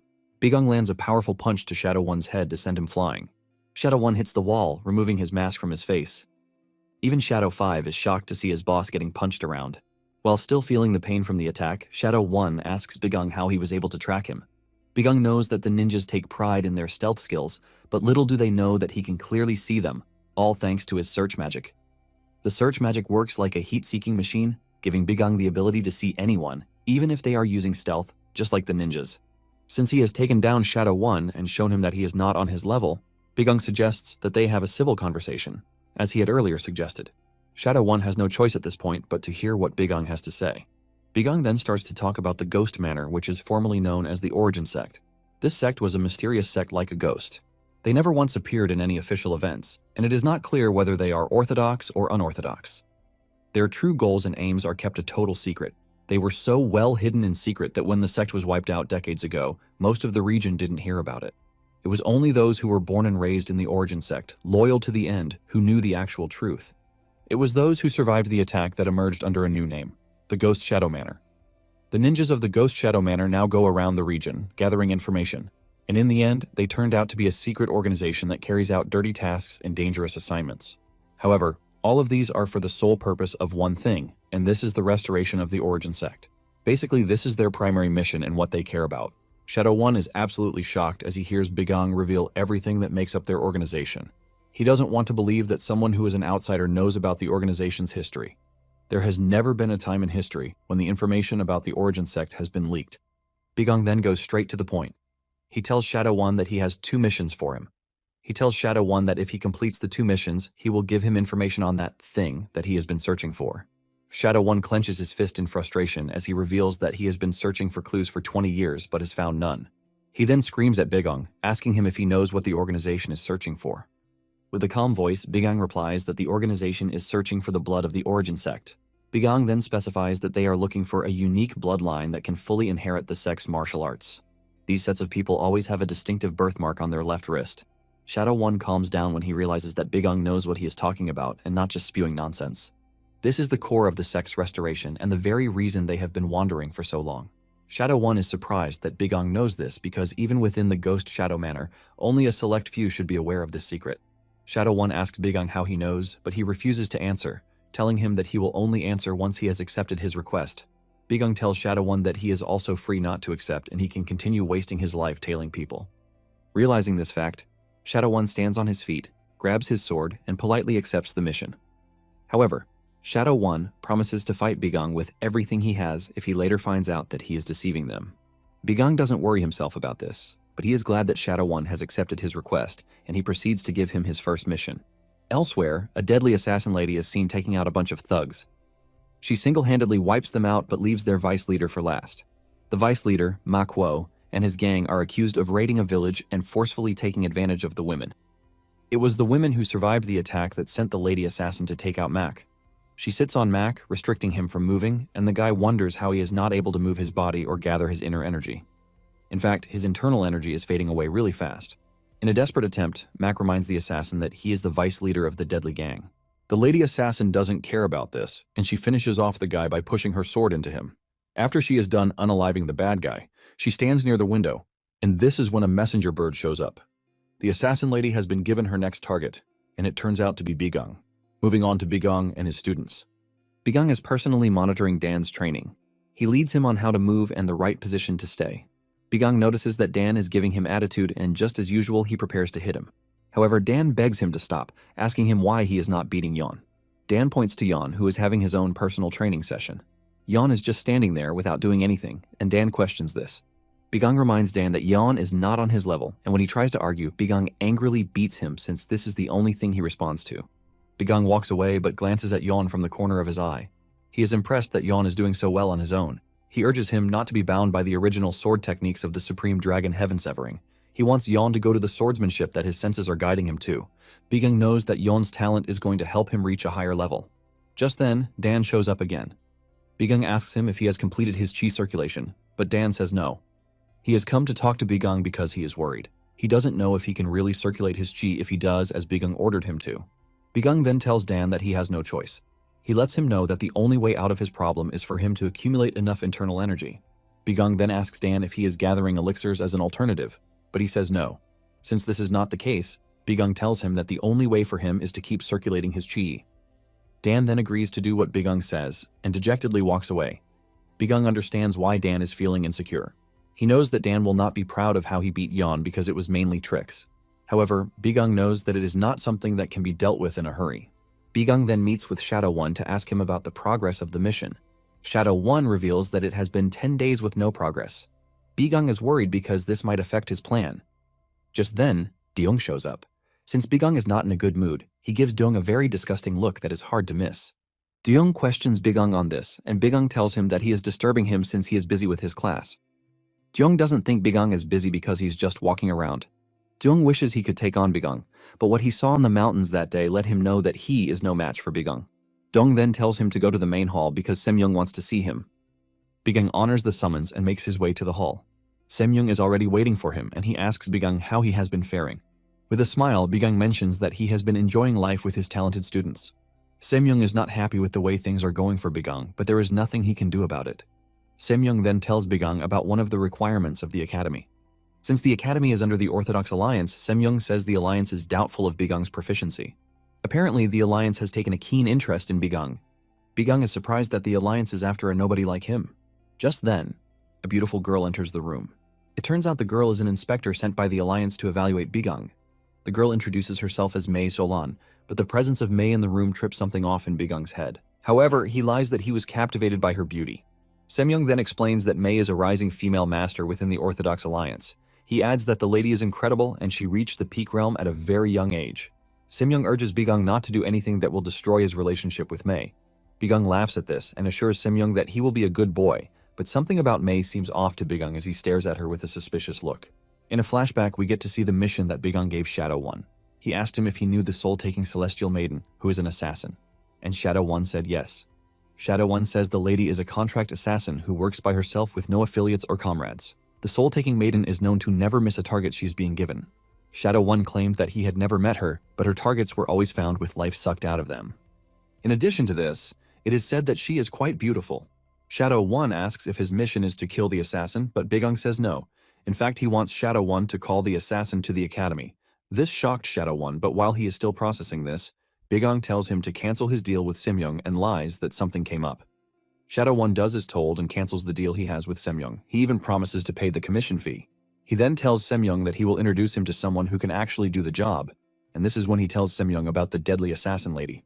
After that, Shadow One asks Bigang why he would do something so reckless since the assassin lady is said not to miss her mark. She normally finds a way to terminate her target no matter how strong they are. Shadow One says he is worried about Bigang since he needs information from him and it would be bad if he dies. Bigang admits that the deadly assassin lady is quite dangerous, but this is also why he needs her. Apparently, Mei is the deadly lady, and this is why Bigang is acting funny around her. While sleeping, Bigang remembers the fierce battle he had against the Demon King. Bigang activated double casting, Void Cannon, and Judgment Thunder to hit the Demon King, but the Demon King easily tanks the attack, taunting Bigang, asking him if that is all he can do. Bigang was left in absolute shock when he saw this because he cast 8 the class magic one after the other, and the Demon King didn't feel it. The Demon King even taunted him, telling him to fight with everything he has since he will be executed if he fails. Bigang screamed at the Demon King, telling him to shut his mouth while hitting him with another powerful spell, Atomic Burst. The Atomic Burst unleashes a massive beam of energy aimed directly at the Demon King's head, but the Demon King just raises his hand to catch the blast mid-air. Bigang is shocked to see the Demon King blocking a 9th Circle Ultimate Destruction spell. The Demon King not only blocked it, but he absorbed it and turned it against Bigang. Bigang realizes that the spell is coming directly for him, and he quickly puts up a shield to protect himself. The counterattack from the Demon King was so powerful that it broke through Bigang's shield, putting him in a very dangerous position. Bigang wakes back into the present, sweating really hard, and he gnashes his teeth in annoyance. Bigang admits that the memory is an eyesore. However, Bigang is proud of his current progress. After the regression, the main thing on his mind was securing Mei. Even though this was very important, he didn't know Mei's whereabouts. Although he is thankful that Semyoung and the Ghost Shadow Manor moved exactly according to plan. Bigang considers Mei very important and vital to his plans because even Yan and Dan, who are considered the strongest in the future, do not come close to her when it comes to abilities. Bigang heads to the training grounds to check on his students, but he finds them staring at Mei, who is training too. The students have their whole attention on Mei, and Bigang doesn't hesitate to join them as they watch the beautiful maiden practice her swordsmanship skills. Mei moves so elegantly with every step that all she leaves behind is a purple trail while swinging her sword. When she is finally done practicing her swings, she turns around to see Bigang and his students staring at her like a $1 million watch. Mei offers her greetings to the instructor, and she tells him that she was only swinging her sword for morning training. She asks if she didn't disturb anyone, and Bigang assures her that she didn't. In fact, he commends her excellent swordsmanship skills. Mei then tells Bigang that she has intentions to speak to him. Bigang and the students are so stunned by Mei's voice, leaving them to wonder who exactly she is talking to. Bigang is forced to ask if she is talking to him, and she says yes. She tells Bigang that she would like them to go on a short walk. Bigang has some idea of what the lady wants to talk about, and he agrees to walk with her. Bigang commends Mei, telling her that her swordsmanship skills are remarkable, which is a testament to the fact that she is a member of the Orthodox Alliance. Mei takes the compliment with humility, telling Bigang that there are loads of martial masters who are stronger than her. Mei then returns the favor, complimenting Bigang for being an impressive instructor. Bigang is confused as he doesn't understand what Mei meant by this. Mei then reveals that she heard about Bigung's victory in the public duel. In addition to this, she learned that Bigung single-handedly defeated the infamous Green Forest Alliance. With this, Mei believes that Bigung is an even better martial artist than she is. Bigung is impressed that Mei has done her homework before approaching him. Bigung then replies that he was just lucky to have stumbled upon a fateful encounter, which is something he doesn't think is worth bragging about. Mei argues this since she has talked to Bigung's students, and they all have something incredible to say about Bigung. Mei learns that Bigung doesn't discriminate, and his methods are quite effective even though they are harsh. Bigung is surprised that the student said this about him. Just then, Mei talks about Bigung's hand. She notices that the shape of the calluses and muscles on his palm is a result of holding a weapon for at least 10 years without dropping the weapon. Mei can easily sense that Bigung has trained for many years with his palm, tearing and healing over and over again. Mei tells Bigung to at least be proud of himself, not because he had a fateful encounter, but because he is a true martial artist. Bigung stops a second to look at his hands and reel in what Mei is talking about. Just then, Mei moves closer to him, asking him for the details of the fateful encounter he claimed he had. Bigung then tells Mei that he will be honest with her. Bigung tells Mei that his power did not come from a fateful encounter, and it is not something he wanted. Bigung reveals that the reason he was lying about it being a fateful encounter was that he had no other way to explain it. Bigung then turns around, asking Mei if she has heard of the demonic spirit cult. The moment Mei hears this name from Bigung, she grabs him, demanding to know how he knew the name. Bigung is proud of himself because he has successfully hooked Mei to his bait. Apparently, decades before the demon invasion, there was a divine cult that existed, and they were known as the demonic cult. They were a massive group, and they had a leader called Heavenly Demon. They also had a philosophy to prioritize strength over everything, and because of this, their power expanded rapidly. The Orthodox Alliance soon perceived their growth as a grave threat, and they declared the demonic cult as the public enemy of the Murim. With this, the largest war in the history of the Murim broke out. This was known as the origin of the Great Orthodox Demonic War, in which several martial masters lost their lives. After a long-fought battle, the Orthodox Alliance came out victorious, with the annihilation of the demonic cult. Since then, people believed that the wicked cult had been wiped out. But unknown to people, this is not the truth. It turns out that the remnants of the demonic cult that survived the Great War are still active, but under a new name, the demonic spirit cult. Their activities are so hidden that even the Orthodox Alliance is completely unaware of this. Only those who have had direct contact with the demonic spirit cult are aware of this fact. The moment Mei grabs him, asking him what he knows about the demonic cult, Bigung acts like a fool, asking Mei why she has been aggressive toward him. Bigung begs Mei to let him go, and he promises to tell her everything. Mei immediately lets him go, apologizing for the way she acted, saying she got a little worked up. Bigung then tells Mei that he is fine. However, Bigung asks Mei why she is acting strangely, which can only mean that she knows about the demonic spirit cult. Mei then tells Bigung that the demonic spirit cult is a name that is very important to her.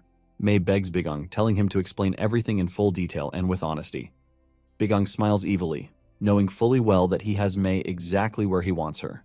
Bigung then turns around, assuring Mei that he is going to tell her everything. Bigung starts narrating the lie that he has cooked up. He tells Mei that it happened after his appointment as assistant instructor. He was sad over the fact that he couldn't use his inner energy. He was taking a stroll late in the night outside the academy when he was suddenly kidnapped. Bigung reveals that when he came to his senses, he saw a terrifying figure standing in front of him. He claimed that the figure told him that he had been chosen to contribute to the revival of their group. Bigung then mentions that the terrifying figure identified himself as the demon scholar. The moment Mei hears this, she gets even more tense as she clenches her fist in anger.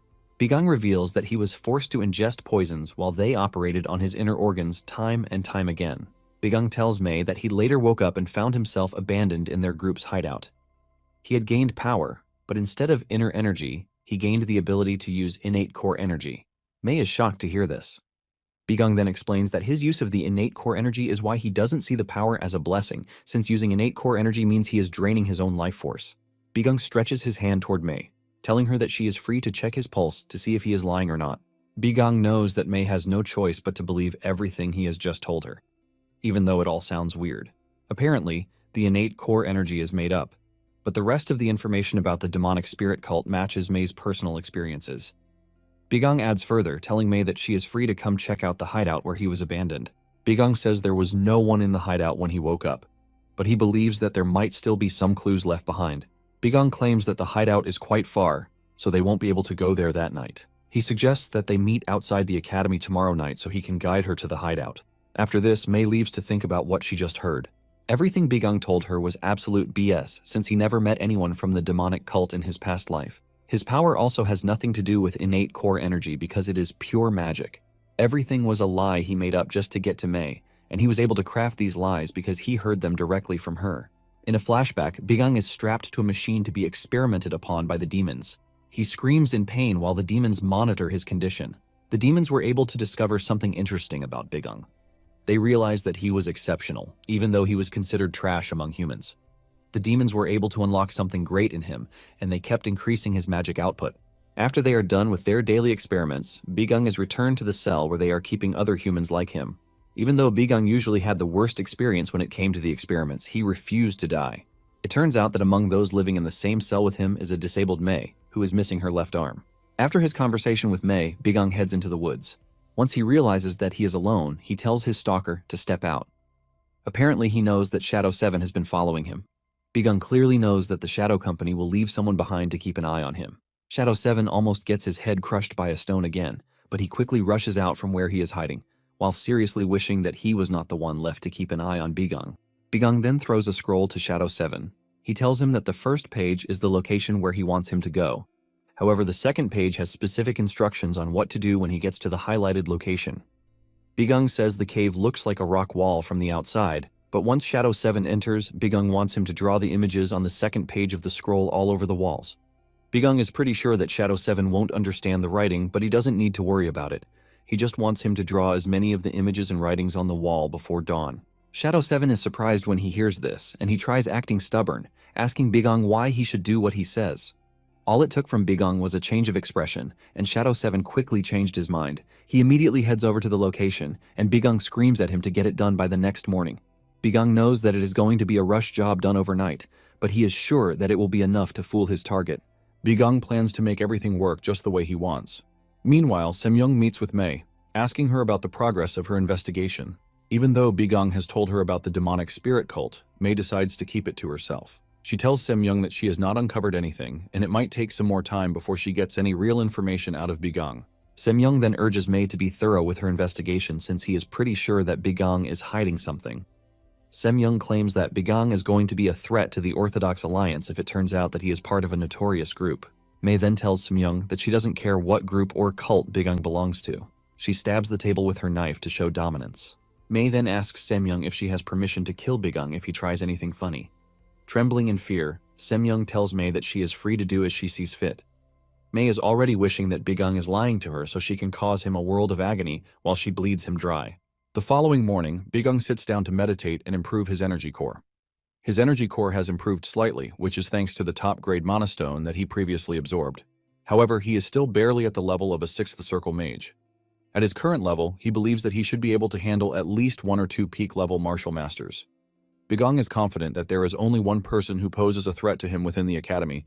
Bigung is facing the challenge of his lower energy core, and even though it is small, he feels the presence of the energy. Even though there are no issues with the major blood vessels or meridians, there are no martial arts or cultivation techniques that have affected it. This is why he was unable to use magic, but this same problem saved him when he was captured by the demons. Back then, he only knew basic spear techniques and a bit of external martial arts. Instead of the demons killing him, they took him in as an experimental subject, and it was all because of his damned rare constitution. Shadow 7 enters the room while Bigung is busy meditating. He tells Bigung that he has done everything he asked him to, but he is not comfortable with the fact that he is doing loads of weird stuff for Bigung. Bigung stares at Shadow 7, asking him what he made him do, but this causes Shadow 7 to crash out. Before he crashes out and loses his mind, Bigung quickly tells him that he was only playing around. Bigung commends him on a job well done and then tells him to leave. With the cave set up the way he wants, Bigung figures that the next thing is to show Mei. In addition to this, he is going to feed her some really fake intel. Bigung knows that the plan is flawed, but the entrance to the cave is hidden by a barrier which was set up by the demons. However, to the eyes of martial artists, it is only going to look like a really weird type of sorcery that can only be used by a demonic cult. In addition to this, it has information about the demonic spirit cult, which she has not been able to find. Bigung is pretty sure that Mei will fall for it, even if she is suspicious of the entire thing. Moments later, Mei shows up, telling Bigung that she has made up her mind to check out the hideout of the demonic spirit cult. Bigung is glad to hear this, as he has made plans to feed her false intel and push her desire for revenge against the demonic spirit cult. Bigung then tells Mei that they should meet outside the academy that night. Bigang is pretty sure that he can easily manipulate Mei, and this is because of what he knows. In a flashback, Bigang and Mei lost the last human living in their cell. Bigang bangs the door, calling the demons to help him, but the poor dude dies, and the demons only came afterward to drag his body out. Mei believes that they might be the last remaining humans. However, Bigang is hopeful. He suspects that there might be other camps like the ones they are in somewhere else. Mei is sad and depressed, causing her to wish for death. Mei then tells Bigang that this isn't the first time something like this has happened to her. She reveals that the demonic spirit cult kidnapped her, and that was when she gained the energy-absorbing art. It was a side effect of the experiments performed on her by the demonic spirit cult. Mei lets Bigang know that he is the first person she is telling about the experiment, or that she was captured by the demonic spirit cult. Bigang is particularly impressed that Mei's energy-absorbing art works on monsters. Mei mentioned that she wanted to get revenge for what they did to her, but she later gave up. She couldn't find a single trace of the demonic spirit cult for 10 years, and eventually, she realized the truth. She realized that the cult was a vast organization, which is far beyond her reach. Mei also tells Bigang the real reason she joined the war against the demons. It turns out that while everyone was fighting for the survival of humanity, Mei was just in the war to try and get a place to die. However, it was never the intention that she would end up slowly dying in a cell controlled by the demons. Bigang noticed how broken she was, and he told her not to give up. He told her to stop acting like it is all over because no matter how bad it looks, they are alive.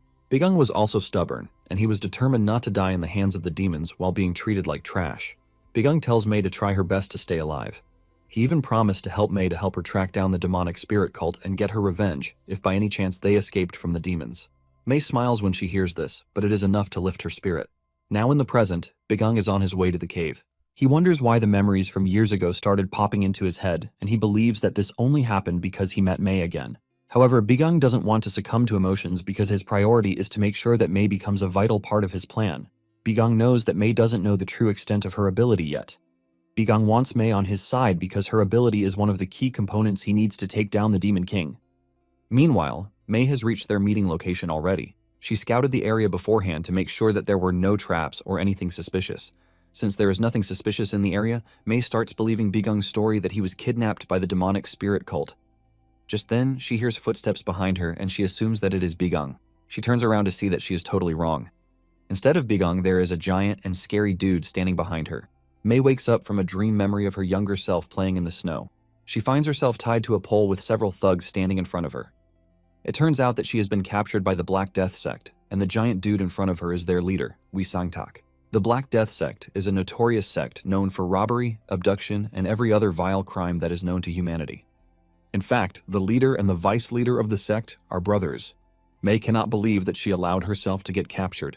Normally, there was no way the sect would have gotten close to her without her realizing it, and she starts wondering if she let her guard down because she heard a clue about the demonic spirit cult. Sang-tak talks about Mei going after his brother.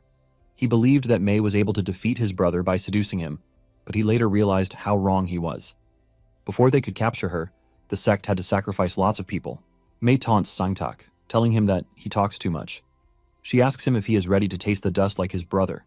Sang-tak admits that his initial intentions were to immediately kill Mei once he captured her, but seeing her, he changed his mind. He is glad that he has gotten himself a really beautiful maiden, and he plans to enjoy himself to the brim. Sang-tak tells Mei that the first thing he is going to do is cut off her hands, since they are rumored to absorb energy. He will then make all of his boys have a go with her. After this, he threatens to peel off her delicate skin little by little until he finally kills her. Sang-tak tells Mei that after doing all of these, he is confident that his brother will finally rest in peace.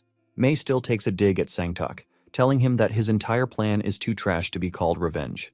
Mei is disappointed since she believes that she was on the verge of getting her vengeance against the demonic spirit cult. Instead of getting her revenge, she is about to die at the hands of some thugs. Mei's only regret is that she didn't get her revenge, and she considers her death a fitting one.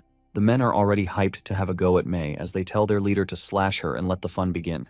Suddenly, their happiness turns into shock and despair when Bigang appears in the room, enraged like a hungry lion. One of the goons tries to hit him, but he uses his speed boost to dodge his attack. He appears behind him and grabs him by the neck while emitting a scary purple aura from his body.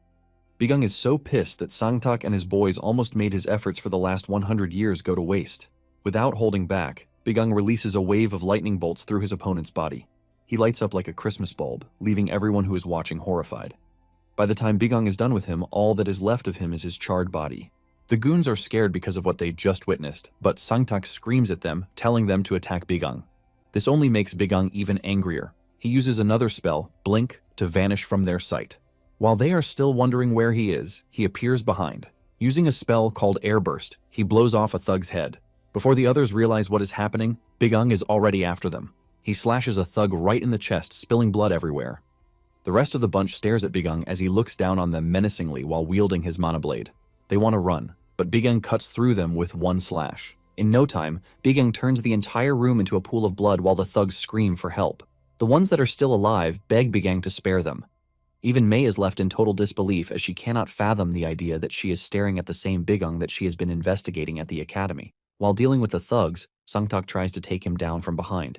Sangtak believes that he already has Bigang in his grasp as he tells him to die. Sangtak lands his hit, but just then he realizes that he couldn't cut through. Before his blade could land, Bigang had used a spell called Stone Skin, which made his skin impenetrable.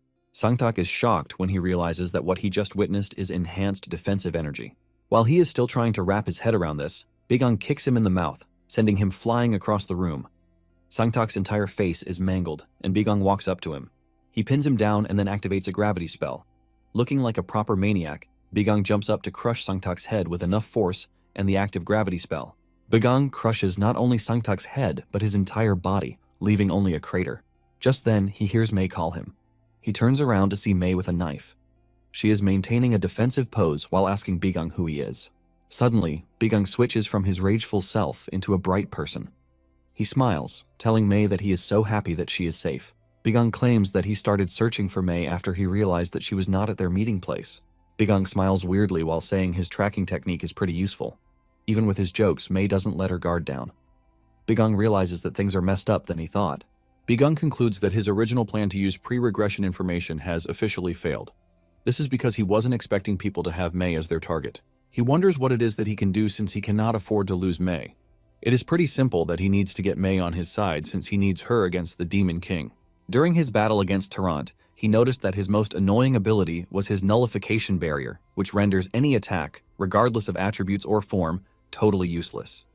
Bigang knows that he can only have a chance at being successful if he removes the barrier. And with everything he has gathered so far, the only person who can remove the barrier is none other than Mei.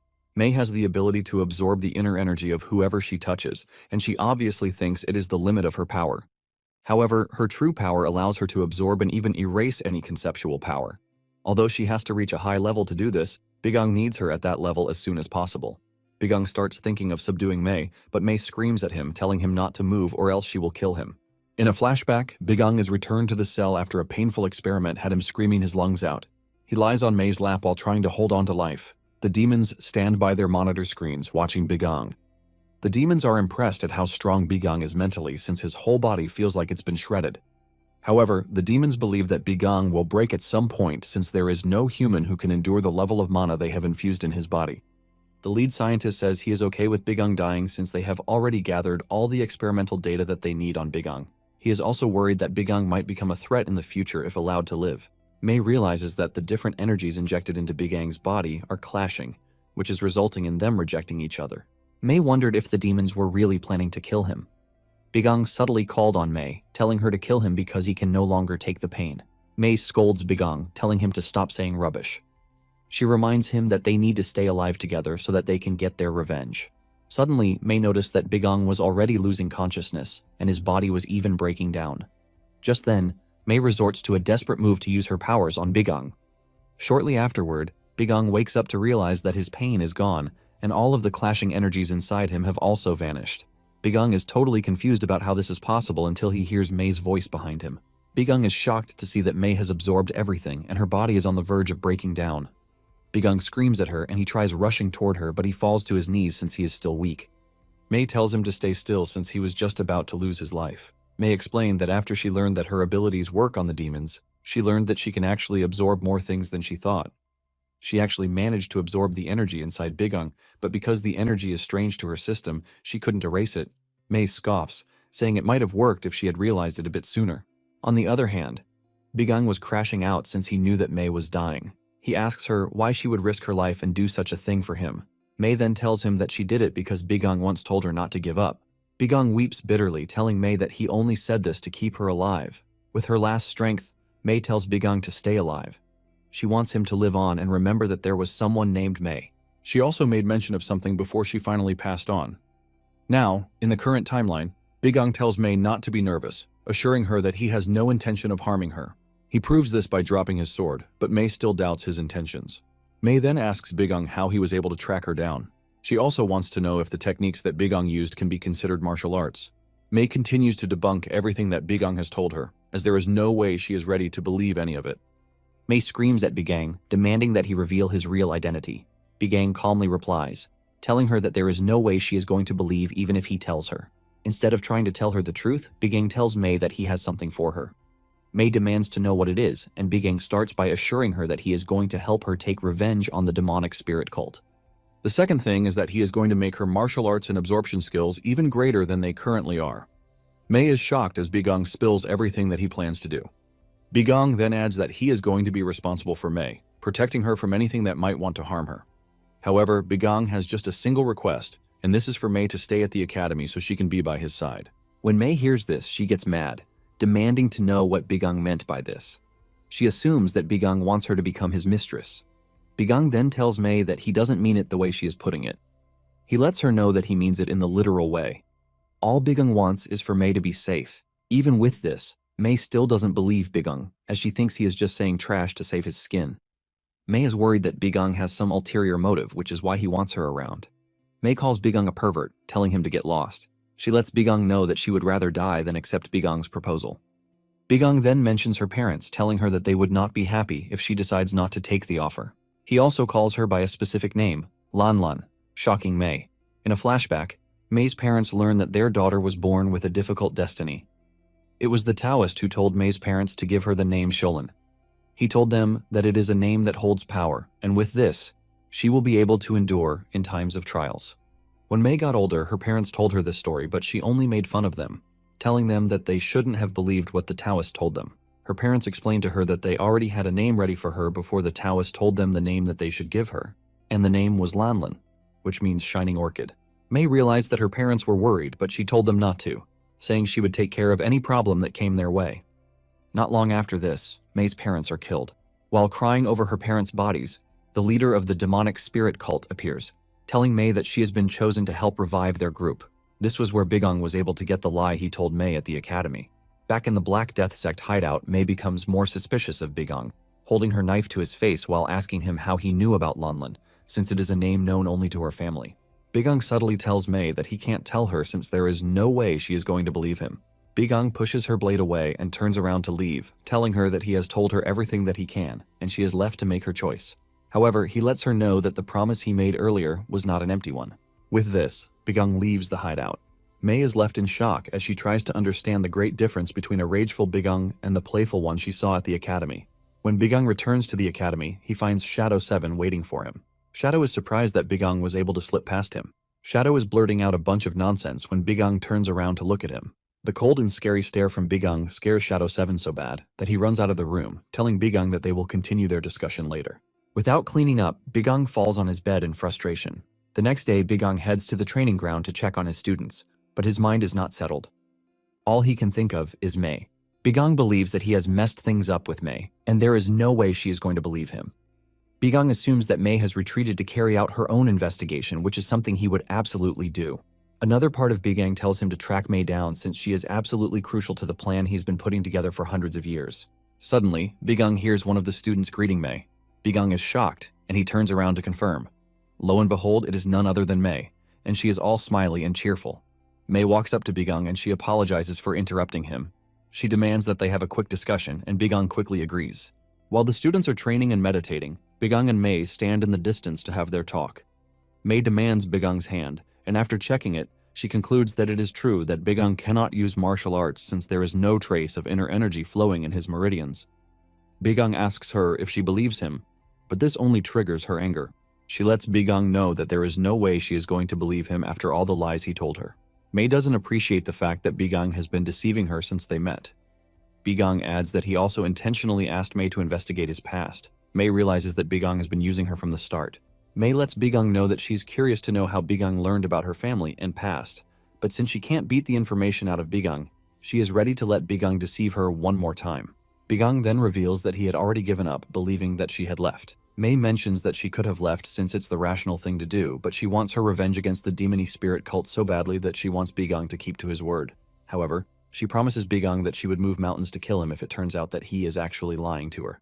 Bigang smiles, promising Mei that he will make sure she gets the revenge that she desires. Mei then asks Bigang how he knew about her past since she had never told anyone before. It turns out that the name was what Mei told Bigang before she died in the cell after saving his life. Mei urges Bigang to remember the moment of her death, and not only the sadness, but also the little happiness that was wrapped in it. Bigang then tells the current Mei that even if he tells her how he found out, there is no way she's going to believe him. Up next, one of Bigang's students, Nyung Soso, receives a challenge from a prominent student, Mok Danhwa. She claims that Bigang's class is trash and she is going to expose them. Nyung, on the other hand, assures Bigang that she is going to make sure their class is not disgraced. She is determined to make sure that the Mok clan doesn't get their dirty claws into the class. Because of this, Nyung starts training really hard, while Mei supervises her. Mei commends her, telling her that she has a really good stance, but she lets her know that she is straining too much when unleashing her form. She urges her to try to execute it more flexibly. When Mei initially joined the class, Nyung was worried, but after spending time with her, she has grown to realize that she is actually kind and gentle. Because of this, she feels some sort of relief when she is around Mei. Just then, Bigang shows up, claiming that there is a big announcement. He brings out a scroll with SPC written on it and says this is what their class will be called. The students are shocked since the name sounds freaking ridiculous, and they start asking him what sort of name he has gone ahead to choose for them. Just as usual, Bigang is already threatening to beat some manners into them. Bigang then mentions that the acronym stands for Special Purpose Class. He tells them that they are currently in a class with a special mission that is specific to the class only. Dan then asks Bigang what the mission is, and Bigang says it is the defense of the Central Plains Murim. From Nyung's perspective again, she sees Bigang as a cool and respectable instructor who was originally known as a trash instructor. However, everything changed a month ago during a sparring match where he shocked everyone by displaying incredible techniques. Without delay, he passed the exam for promotion to become a full-fledged instructor, and then he became the class's mentor. Even though Bigang is always claiming that he suffered a fateful encounter, the students believe that it is good news for him and for them too. Back to the entirety of the class, Mei walks up to Bigang, telling him that he is spewing nonsense by telling the students that the fate of the Murim depends on them. Bigang argues with Mei, telling her that he is not joking because the fate of the Murim is no joke. Mei then asks Bigang if the stupid-ass name even got approval from the academy, and Bigang mentions that this is the next move, but he is going to need Mei for it. The students notice that the two have been engaging in some really funny disputes among themselves of late. Nyung can see that the two might appear to be blank with each other, but it appears that whatever wall is separating them has come crashing down. Later on, Nyung finds herself in Danhwa's presence again, and she seems to be interested in Yeon. Nyung is confused as to why she is asking for Yeon specifically, but nonetheless, she has no choice. Nyung starts with her usual narration, explaining that he initially refused to transfer to the class. However, after his bet with Bigang, he voluntarily chose to stay in the class.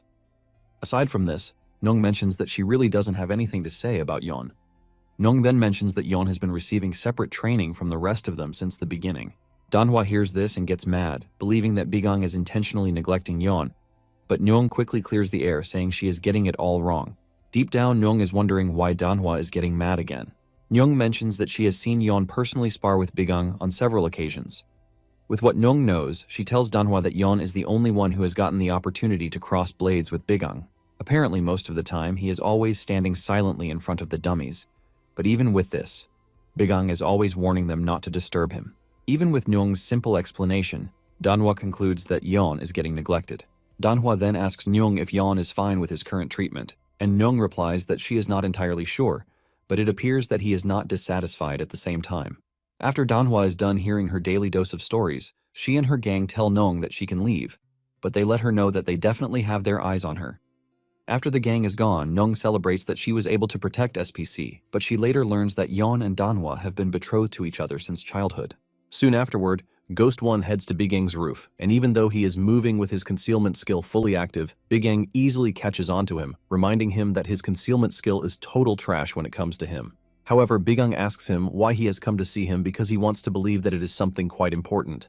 Ghost One then throws Bigang a bottle that contains a weird type of grasshopper. Ghost One mentions that he has been working on Bigang's second request, and even though he could not determine the exact location, He believes that what Bigang is looking for is somewhere between Hubei and Chongqing, in a remote area with little human presence. Ghost 1 reveals that the entire area has transformed into something really weird and disgusting. Ghost 1 says, even though the task sounded difficult at first, it was easy to locate because what they found was definitely not something that they could just overlook. Ghost 1 almost lost his mind with the type of weird monsters that they found, and he asks Bigang to tell him about it. Bigang then replies that he would like to tell him the truth, but even if he did, he would never believe him.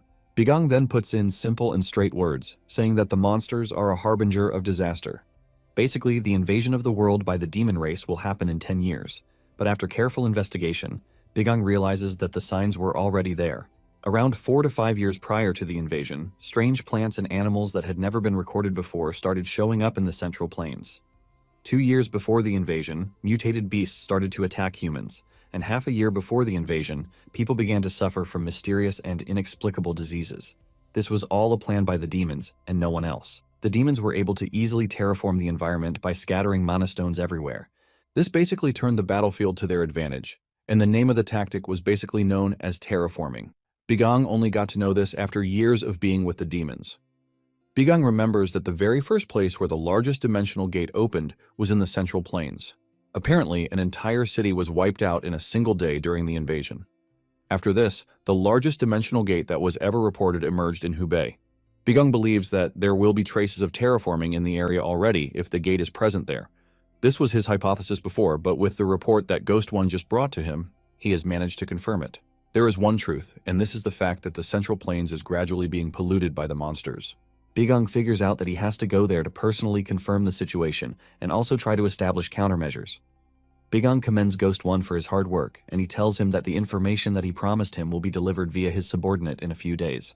He urges Ghost 1 to be patient because he needs some time to organize every detail. Just as Bigang is about to go, Ghost 1 stops him, asking him what his true identity is, and what exactly it is that he is hiding. In fact, Ghost 1 wants to know what Bigang's real goal is. Bigang then reminds Ghost 1 that he already told him that he is not going to believe him, even if he comes clean with him. Bigang then tells the dude that in due course he is going to tell him everything in detail, even if he begs him not to. With this new report, Bigang decides that it is time he starts preparing to leave the Trash Academy. Later on, Deung visits Semyoung in his office to give him detailed reports about the upcoming Heavenly Martial Tournament.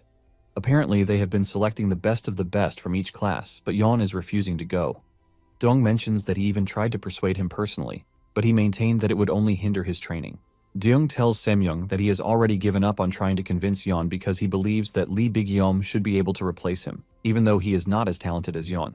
Semyoung then tells Deung that he has nothing to add to everything he has said, but urges him that everything goes smoothly because the event is the Academy's most important external event. The Heavenly Martial Tournament is an event that is hosted by the Orthodox Alliance, which involves the 3 great schools: the White Martial Academy, Heavenly Academy, and Dragon Spring Academy.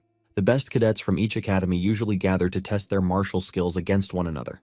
The results then influence how each academy is externally evaluated. Apparently, there is someone Semyoung and Deung are supposed to report to concerning the tournament, and this person is the Sword Demon. However, they have chosen to handle things themselves because the Sword Demon has been locked up in his training hall for the past 2 years. The two fools are celebrating their win when Bigang enters the room because he has come to see them. The two ask him what he wants, and with a bright smile, Bigang mentions that he wants him and the students to be the only ones to participate in the tournament. Semyoung angrily smashes his hand on the table, asking Bigang if he thinks he can get away with such a request, and Bigang says yes. Bigang calmly replies that yes, since they are all aiming to be victorious. Semyoung screams at Bigang, believing he is saying trash, while reminding him that the tournament is a really important event where high-ranking martial artists of the Alliance will be present.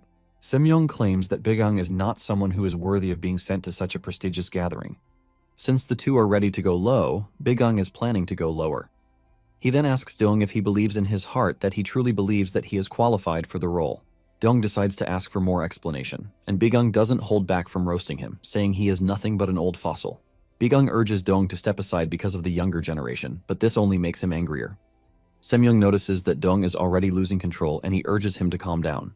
Deung's pride is ridiculously shattered, but Semyoung scolds him for falling for Bigang's trap. However, Bigang continues to say all sorts of bad things about him, finally pushing him to the edge. Deung screams at Bigang, telling him to come outside and fight him so he can teach him some manners. Unknown to the old fool, this is exactly what he was waiting for. Bigang knows that Semyoung will be left in shame if he manages to defeat his ex. With this, Bigang will get the chance to take the supervisory role over the Heavenly Martial Tournament, since the tournament is going to be held at the White Academy, which is located in Shanxi. Bigang figures out that it is going to take a month to travel down there. However, a slight detour from the original path will make them pass through the very area where Ghost One reported the discovery of the demonic zone. Bigang knows that it would be better if he went there alone. But this is not his goal.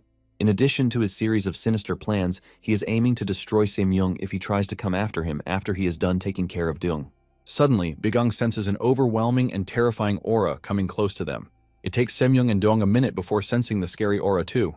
Bigang stays cautious until the terrifying person shows up, and it is none other than the Sword Demon. The Sword Demon walks up to Bigang, saying he is actually an interesting fellow and he likes him. Semyoung and Deung, on the other hand, almost faint when they realize who is in front of them.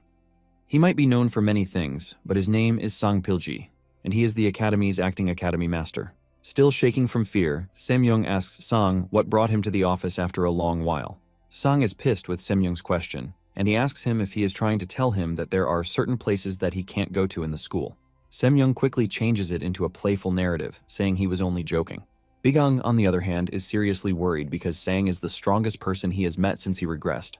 Sang then reveals that he only came outside for fresh air, but he decided to check on some interesting rumors that are flying around in the academy. It turns out that he heard their conversation about the tournament, and he asks Bigang if his aim is to be in charge of the tournament, and he says yes. Bigang adds that he also wants to pick the cadets who will represent them. Sang laughs out loud when he hears this because Bigang is basically saying his personally trained cadets are stronger than the academy's elite. Bigang maintains his straight face when telling Sang that he is serious about his proposal. Sang then tells Bigang that he has only been at the academy for 2 months, and he is already demanding to be the instructor.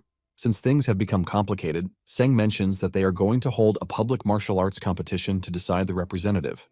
Sang tells Bigang that his cadets will have to fight the already selected cadets for the tournament. While saying this, Sang smiles ear to ear, but Bigang is already freaking out. When the entire class heard of this, they freaked out, wondering why they were suddenly being involved in the martial arts tournament. Not only that, they are getting to fight against the academy representatives before they even get a chance for the tournament. Bigang scratches his head in frustration, saying things went out of his control.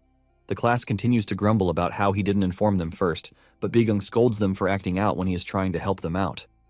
Mei is also not on board, and she demands that Bigang explain himself because this is not the first time he is going to set something up without informing them first.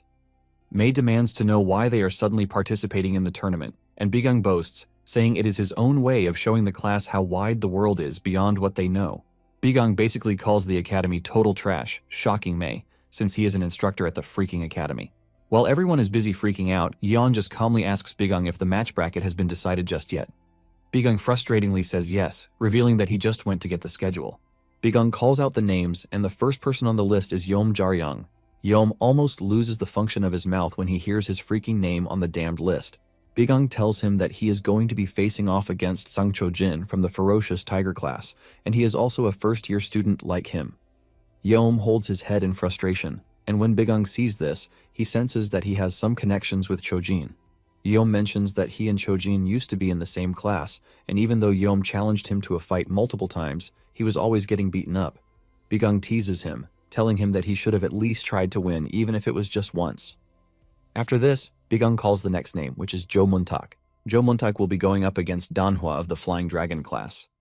The moment Muntak hears this, he bursts into tears, saying he is totally done for.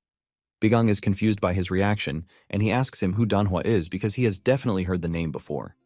Muntak mentions that Danhwa is the eldest daughter of the famous Mok clan, and they are a major clan of swordsmen, capable of standing toe-to-toe with the Yeon clan. Muntak mentions that Danhwa had even stopped by during the class transfer announcements earlier.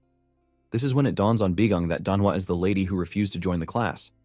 Nong then raises her hand, claiming that Danhwa is her friend and she can talk to her to resolve things peacefully. Bigang basically tells Nong that whatever she does is her business, but straight up lets her know that her opponent is someone else. It turns out that Nyong will be going up against Hwang Gi, a second year from the Ferocious Tiger class. Nong smiles, saying she is well familiar with Hwang Gi because he is the eldest son of a reputable escort agency. In addition, he is related to Deong. Just by hearing this, Bigang automatically classifies the dude as trash. Bigang then proceeds further, saying Yeon's opponent is Lee Bigyom, a third year from the Flying Dragon class. The entire class goes silent, shocking Bigang, and he asks them why there is a sudden change in reaction. Dan then mentions that Bigong is ignorant of not knowing Big Yom because he is the top student in the entire third-year class. Bigong then replies that he is aware of this, but he hasn't seen any reason for them to be nervous. The students then mention that Big Yom is also the vice master of the Lotus Sword Hall, and the Sword Hall was founded out of the Yeon clan. This basically makes him and Yeon rivals. Bigong then asks Yeon if he thinks Big Yom is stronger than him, and Yeon honestly answers that he has no idea. Bigong then moves past this to the last of the bunch, our favorite Dan. Bigong tells him that his opponent is someone he used to be in the same class, and this is none other than the musclehead, Gok. Dan freaks out when he realizes that his nemesis has turned out to be his opponent. It turns out that Gok actually requested to be pitted against Dan. Dan slaps his head in frustration, knowing fully well that he is done for. Dan and Yom are both scared that they will be humiliated in front of the entire school, but Bigong walks up to them, assuring them that he won't allow them to be disgraced. However, he tells them that there is no gain without pain. He tells them that they have exactly 1 week from the present day to the tournament, which basically means that they need to push themselves beyond the limit. Yom replies that he is not a winning freak, so he doesn't really mind, but Bigong stares at him with so much pressure, asking him if he thinks his opinion is important to him. Not long after this, the students find themselves undergoing severe training, especially the two brats, Yom and Dan. Bigong smiled while telling them that they are going to be undergoing a triple of their usual training schedules for the next week. Nyong feels useless since she is not doing anything, and she walks up to Bigong, asking him if there is anything for her to do. Bigong then tells her that she will be under May's guidance for her training.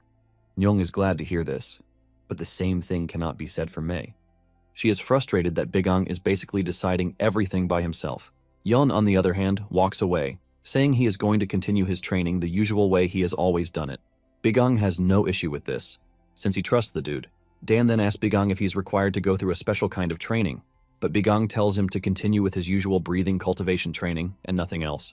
Dan is frustrated when he hears this, telling Bigong that he should at least teach him something new.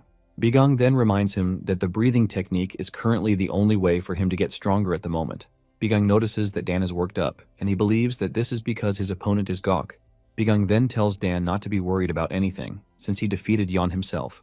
Bigong then walks up to May, telling her to keep an eye on the students because he needs to step out for a bit. In addition, he tells May to make up a stupid excuse if anyone asks about him. May cannot believe that she has just found herself with responsibilities, and she wonders if Bigong intentionally brought her close because he wanted to send her on errands. Nong then walks up to May, asking her what sort of training she is expected to do. While she is smiling with excitement, May is utterly pissed. Later on, Dan is practicing the breathing technique as usual when he suddenly remembers what Bigong told him about not getting worked up because he defeated Yeon. It suddenly dawns on Dan that he didn't defeat Yeon fair and square, because he was only able to do it thanks to the fact that Bigong replicated Yeon's sword path for him before their battle. He knows that he is going to be totally trashed if he ever fights Yeon again, as it stands.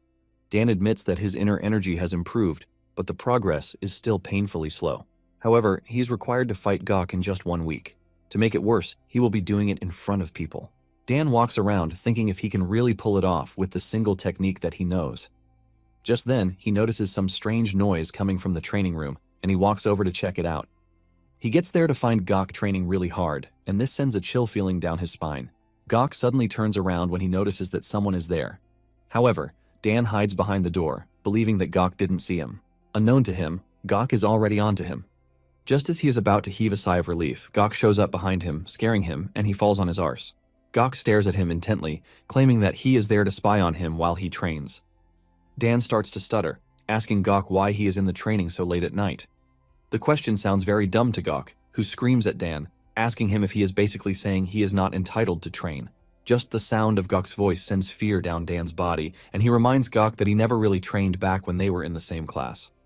Gok is pissed that Dan could even talk back at him, and he swings his arm toward him, scaring Dan. However, Gok holds back at the last minute from hitting him, promising to beat him senseless during their official match. He tells Dan to make himself scarce because a week from that day, he is going to be suffering a public disgrace in front of everyone. As Gok walks away, Dan cannot believe his eyes because the old Gok would definitely have beaten him to a pulp. Dan is relieved by this. But suddenly, reality dawns on him that he might actually be trash because he was feeling a sense of relief from not getting beaten up by Gok. This sends Dan a reality check, and he decides that he won't continue the way he has started.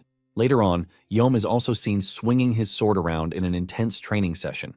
He imagines himself fighting Chojin, and he puts his all into the fight, but he gets knocked out in the end. When he woke up, he saw Muntak standing over him to tell him that he had passed out during training. Yom is entirely disappointed in himself and the fact that they still have 6 long days with the intense training. Muntak then asks after Bigung the dude, who gave them the intense training in the first place but decided to run off. Just as he says this, Bigung shows up, hitting him with a stick. Even though Bigung is strict, he is still impressed with the fact that the two managed to carry out the training repetitions that he gave them. Bigung tells Yom that he is supposed to punish him for losing to Chojin, but he is just going to let it go for once. After he is done talking his trash, Yom asks him where he ran off to because they have been looking for him all day. Bigung scornfully tells the two that he also has things he is doing himself, and they don't expect him to sit around with them. Nonetheless, Bigung believes that it is time they begin their one-on-one lessons in preparation for the martial arts tournament. Yom almost loses his mind when he hears that they still have more training sessions left. Yom complains that they have already trained past midnight thanks to Bigung's ridiculous training schedule, and he is already trying to choke them with another. Bigung smiles, telling them that he still has more training for them because basic training won't help them out against their opponents.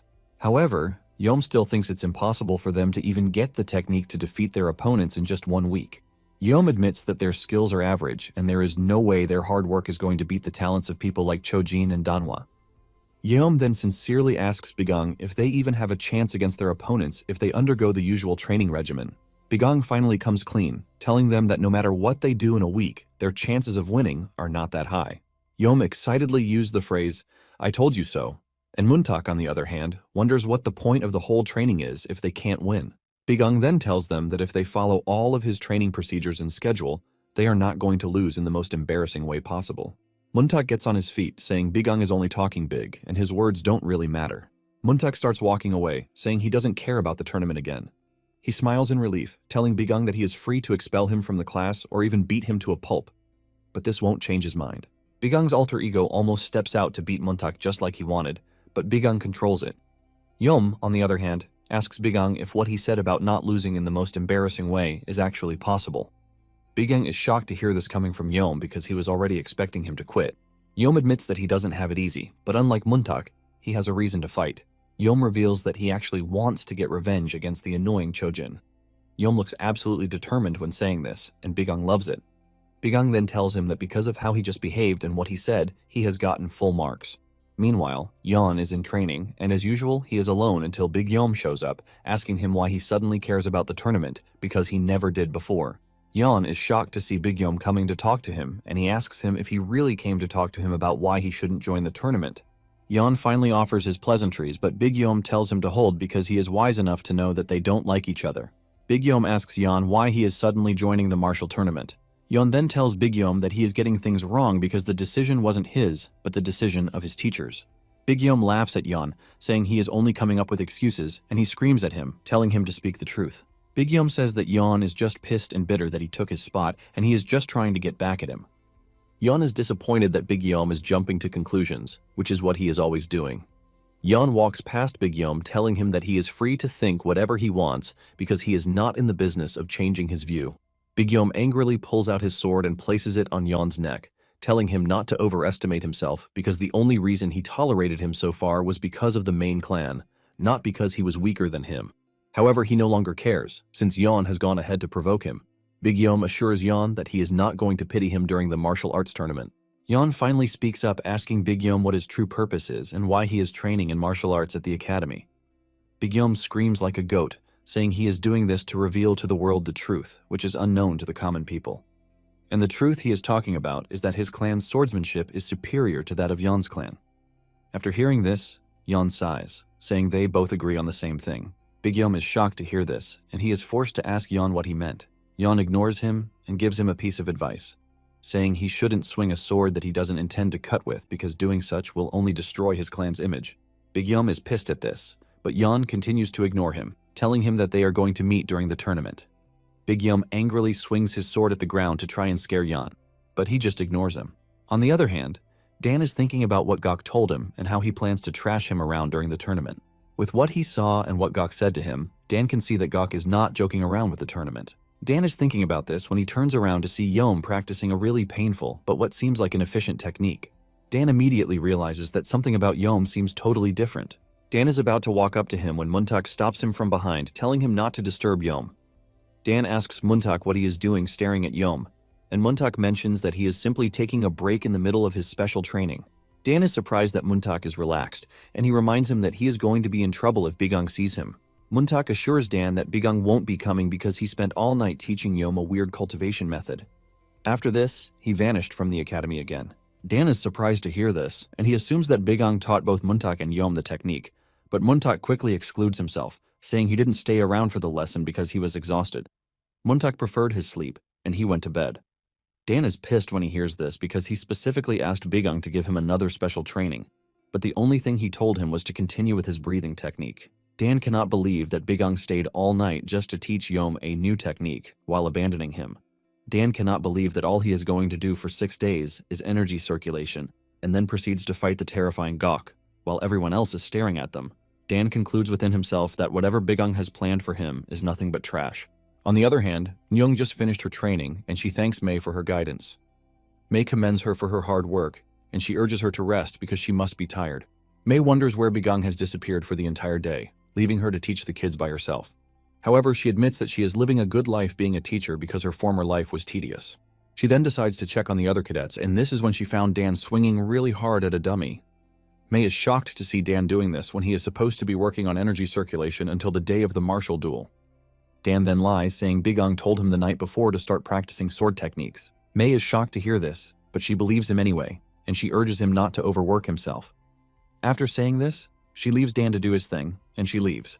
Meanwhile, Yan is in the woods, standing in front of a tree, like he is in a trance.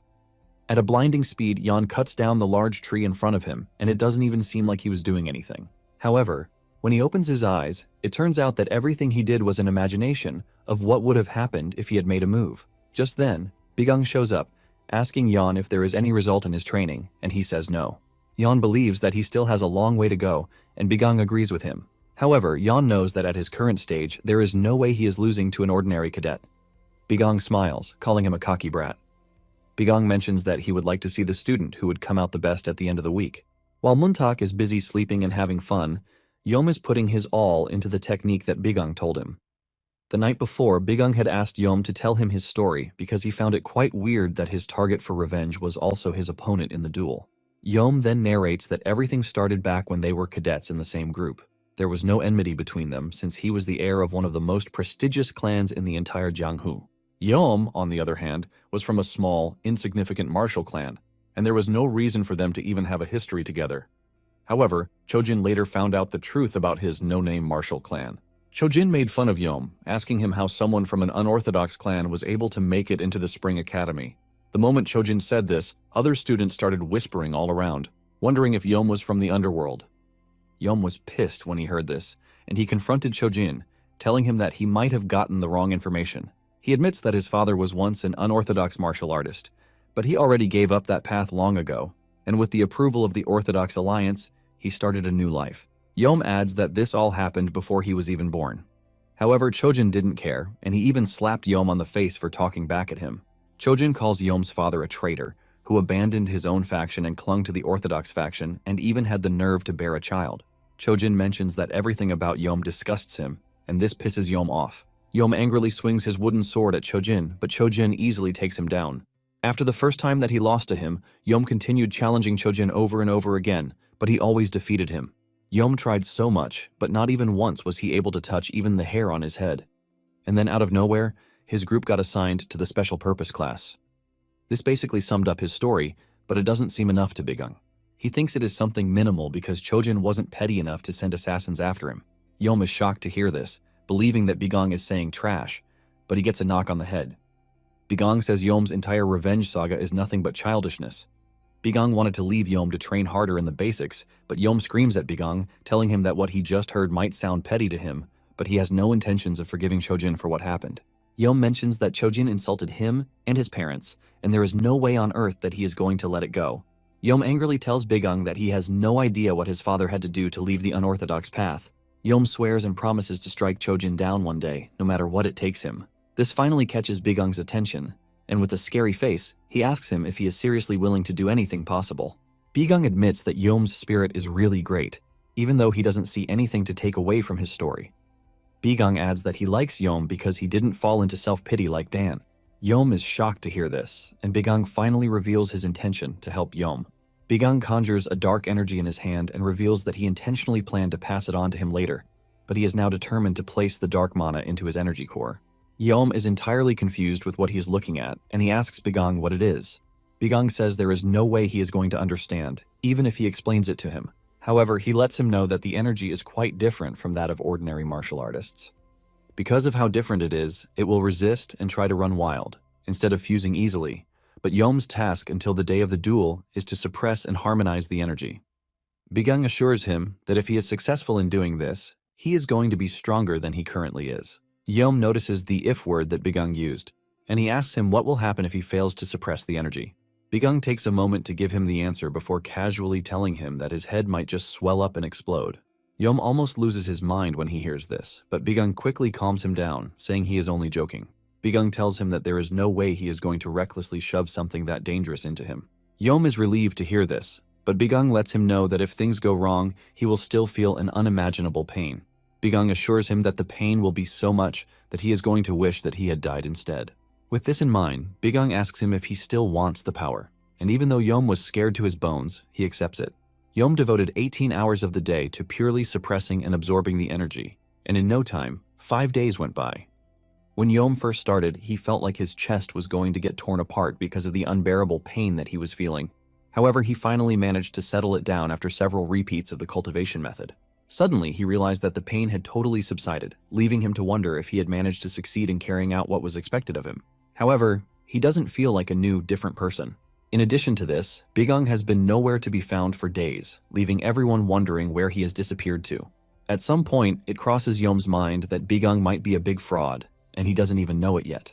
Unknown to everyone, Bigang was also undergoing his own severe training, and after he was done, he believed that he finally had a bit of preparation in him.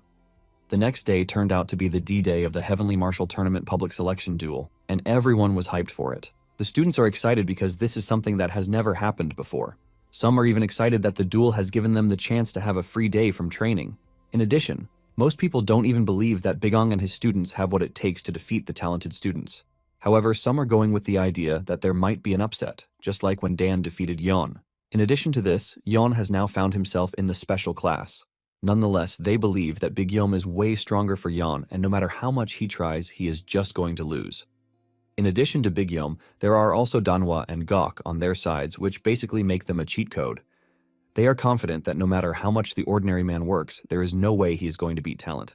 Deung also believes this because the candidates he selected are the best in the academy, and it would have been a complete list if Yeon were present. Nonetheless, he is confident that his candidates are going to win the duel no matter what. Deung plans to teach Bigang a lesson with the huge defeat that his team is about to suffer. Just as usual, Bigang comes strolling to the arena, telling Deung that he appears to be calm, as if he has won already. Deung is pissed just by staring at Bigang, and he mentions that he heard Bigang has been pushing his students to the limit over the past week. Bigang smiles, saying his students are pretty useless, which is why they need the extra training. Deung then corrects Bigang, telling him that the kids are not useless but pitiful. Bigang is confused by this, and Deung tells him that it is all thanks to him that the kids suffered meaningless hardship throughout the week. In addition to that, he and his students are about to suffer a great humiliation in front of everyone. Bigang smiles, saying he can clearly see that Deung is still pissed about how their last encounter went down. Just then, Bigang notices that Deung is hanging a new sword on his waist, and he calls his attention to this. Deung is proud of the sword, and he mentions that it is a custom-made sword that was given to him to wield alongside his students during the Heavenly Martial Tournament. Bigang looks genuinely impressed by the sword, and Deung continues to glaze at the sword, saying the sword's name is Violet Dawn Sword. Deung mentions that he got it from the region's most famous forge, and he paid a hefty sum of 200 silver for it. Deung adds that the sword has insurmountable durability because it can cut through stone without bending. To top it all off, the sword is beautiful. Deung calls it the definition of a masterpiece, and Bigang decides to stare at the sword with his all-seeing eyes. Bigang notices that the sword is actually decent, and in addition, it looks like the type of sword that he used during his days as a demon army commander. Bigang concludes that the sword is very similar, but he doesn't want to believe that it is the same sword. Nonetheless, Bigang is prepared to use anything that comes his way. Just then, Bigang tells Deung that they should place a wager on the outcome of the duel. Deung is shocked at the mention of a bet, and Bigang reminds him that they are both rooting for their candidates to win. In addition to that, they have not settled their previous grudge. Bigang then mentions that, depending on the final results, the loser must grant a request from the winner, and refusal will not be allowed.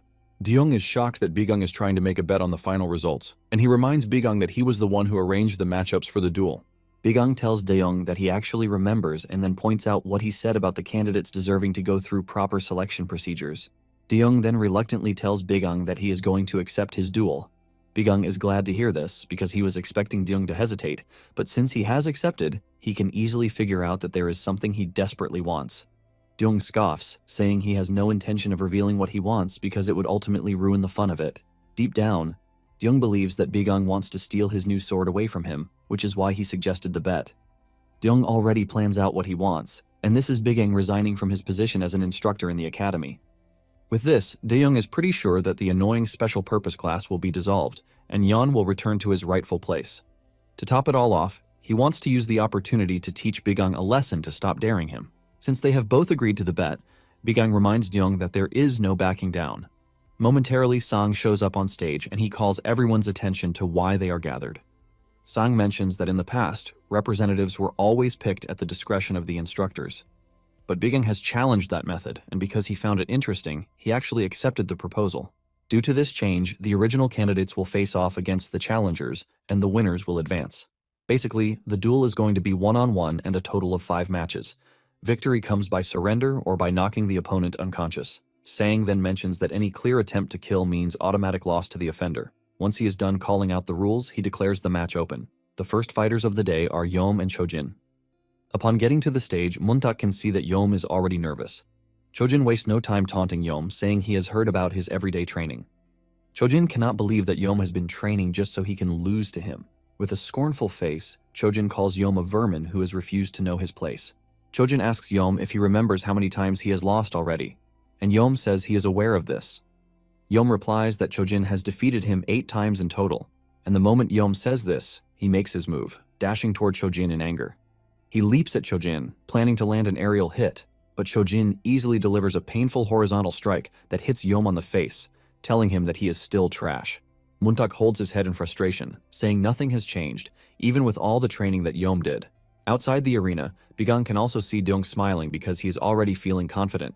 Deyoung cannot believe that Bigung was literally trying to get Yeom to defeat Chojin.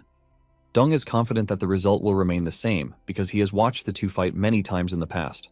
In all of their fights, Yeom has lost to Chojin so badly on the previous occasions that they met.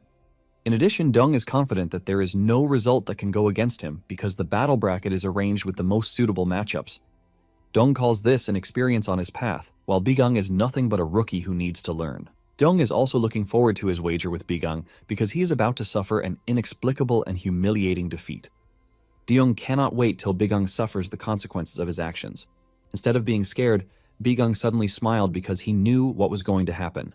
By the time Deyoung turns back his head to watch the fight, he is shocked to see Yeom hitting Chojin so hard that he almost breaks in two. With his regular poker face, Bigung lets Deyoung know that the outcome of the match is already determined, and Deyoung has no chance whatsoever. Chojin is shocked when it dawns on him that he actually got hit by Yeom. Yeom smiles while staring at him, and this triggers Chojin, who angrily swings his sword at Yeom to knock him to the ground. Chojin is pissed that a lowly person like Yeom is laughing at him, and this forces him to start going after Yeom really hard. Muntak is excited that Yeom managed to land a hit, but to make it worse, he is already getting himself pounded like a drum. Muntak wonders if Yeom was only able to land the hit because Chojin let his guard down. Yeon agrees with Muntak, saying Chojin was probably careless. However, Yeon doesn't believe it is the only factor that they need to consider because he was just as careless in his other matches against Yeom too. Yeon then tells Muntak that Chojin is born of royalty and would never just allow someone who is from the trash to just hit him carelessly.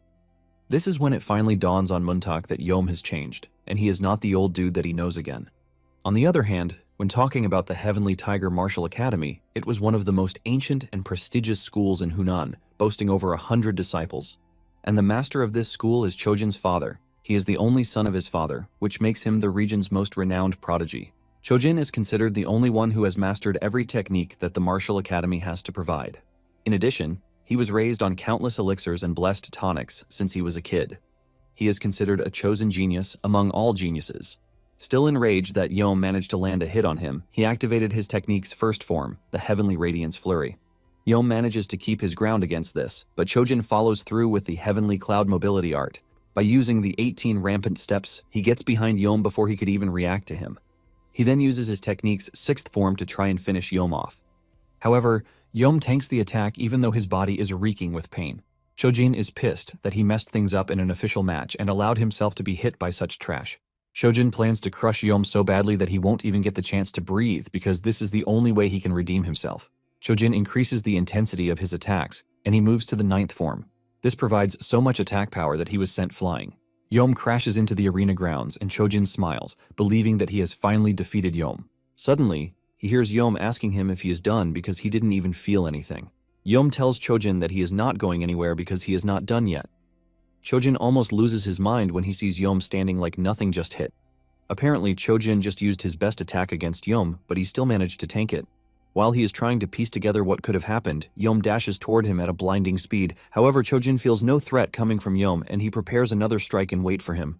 Chojin lands his hit on Yom, throwing him back, but barely 10 seconds later, Yom comes dashing toward him again. Yom swings his sword at Chojin, and luckily for Chojin, he dodges the strike, but the strike leaves the ground shattered. Chojin realizes that Yom's strikes are completely different from before, and he soon figures out that the more Yom gets hit, the more energy he builds up. Yom continues coming at Chojin, and before he knows it, he is already seeing Yom in the form of the devil. This leaves him wondering what Yom did during the past week that he was using in training. The spectators have also noticed that Chojin is getting pushed back, which leaves them totally shocked. Dong starts to panic as he screams at Chojin to get his head back into the game. On the other hand, Bigang remains calm because he knows that Yom has finally adapted to the intensity of the battle. Bigang is actually impressed with how Yom is handling the battle because it appears to be way better than he expected it to be. Bigang narrates that during his time as the Legion commander, when he learned of the existence of regression, he started planning his moves in countless ways to deal with the demons that would appear again after his return. He began planning how to kill the demons in the most effective way possible, and for 65 years, he did his research and designed thousands of anti-demon tactics. However, due to some practical reasons, he had to put some of them aside, and one of them is injecting mana into a martial artist's body to forcibly awaken them. And in turn, they are going to train their bodies to adapt to it. Basically, it is a simplified version of the modification experiments that were carried out on him by the demons. Although the mana is currently diluted, it doesn't change the fact that it is still mana. Mana is an energy source from another realm, and no matter how much it is refined, there will always be side effects. Bigang himself suffered inexplicably in agony for days after reinfusing himself with mana when he first came back from the future. Yom, on the other hand, was able to endure the entire process that even Bigang struggled with, and he succeeded in fusing that power into his middle energy core. The result of what he did speaks volumes, since it can be seen in his strength, reflexes, and blood circulation, which have all been enhanced. In addition to everything, his middle energy core has been greatly strengthened, ultimately boosting his stamina, endurance, and recovery. As the fight progresses, Chojin is already getting tired and frustrated, leaving him to wonder just how long Yom is going to continue swinging at him. Enraged, he used his 7th form just so he could get Yom to fall down and give up. Chojin hits Yom so hard, but suddenly Chojin realizes that his arm is being grabbed by Yom while smiling at the same time. Chojin has always won on pure strength, but what is unfolding right in front of him is nothing but a nightmare come to life. With Yom grabbing him, Chojin has no way of escaping, and Yom hits him really hard to send him flying across the arena. Chojin hits the ground so hard that he finds it difficult to stand up. Yom walks over to him, mocking him and urging him to get back on his feet. Chojin angrily calls Yom a coward with no sense of honor because if they were having a real fight with swords, he would have been dead a long time ago. Yom agrees with Chojin but reminds him that they are currently engaging in a duel, and this is none of his business. Chojin watches as Yom raises his sword and is about to strike him on the head. Chojin almost faints when he sees this, and the spectators also watch in horror. However, Sang stops Yom from hitting Chojin on the head, saying the match is already over. Without delaying it, Sang declares Yom the winner of the first match of the duel. Deyoung holds his head in his hands while screaming in shock, but Bigang, on the other hand, smiles evilly, knowing fully well what just happened. Well guys, that's the end of the video. If you like this video, comment next part in the comment section. Also subscribe to the channel, hit the bell, and like the video. Thank you for watching and see you next time again.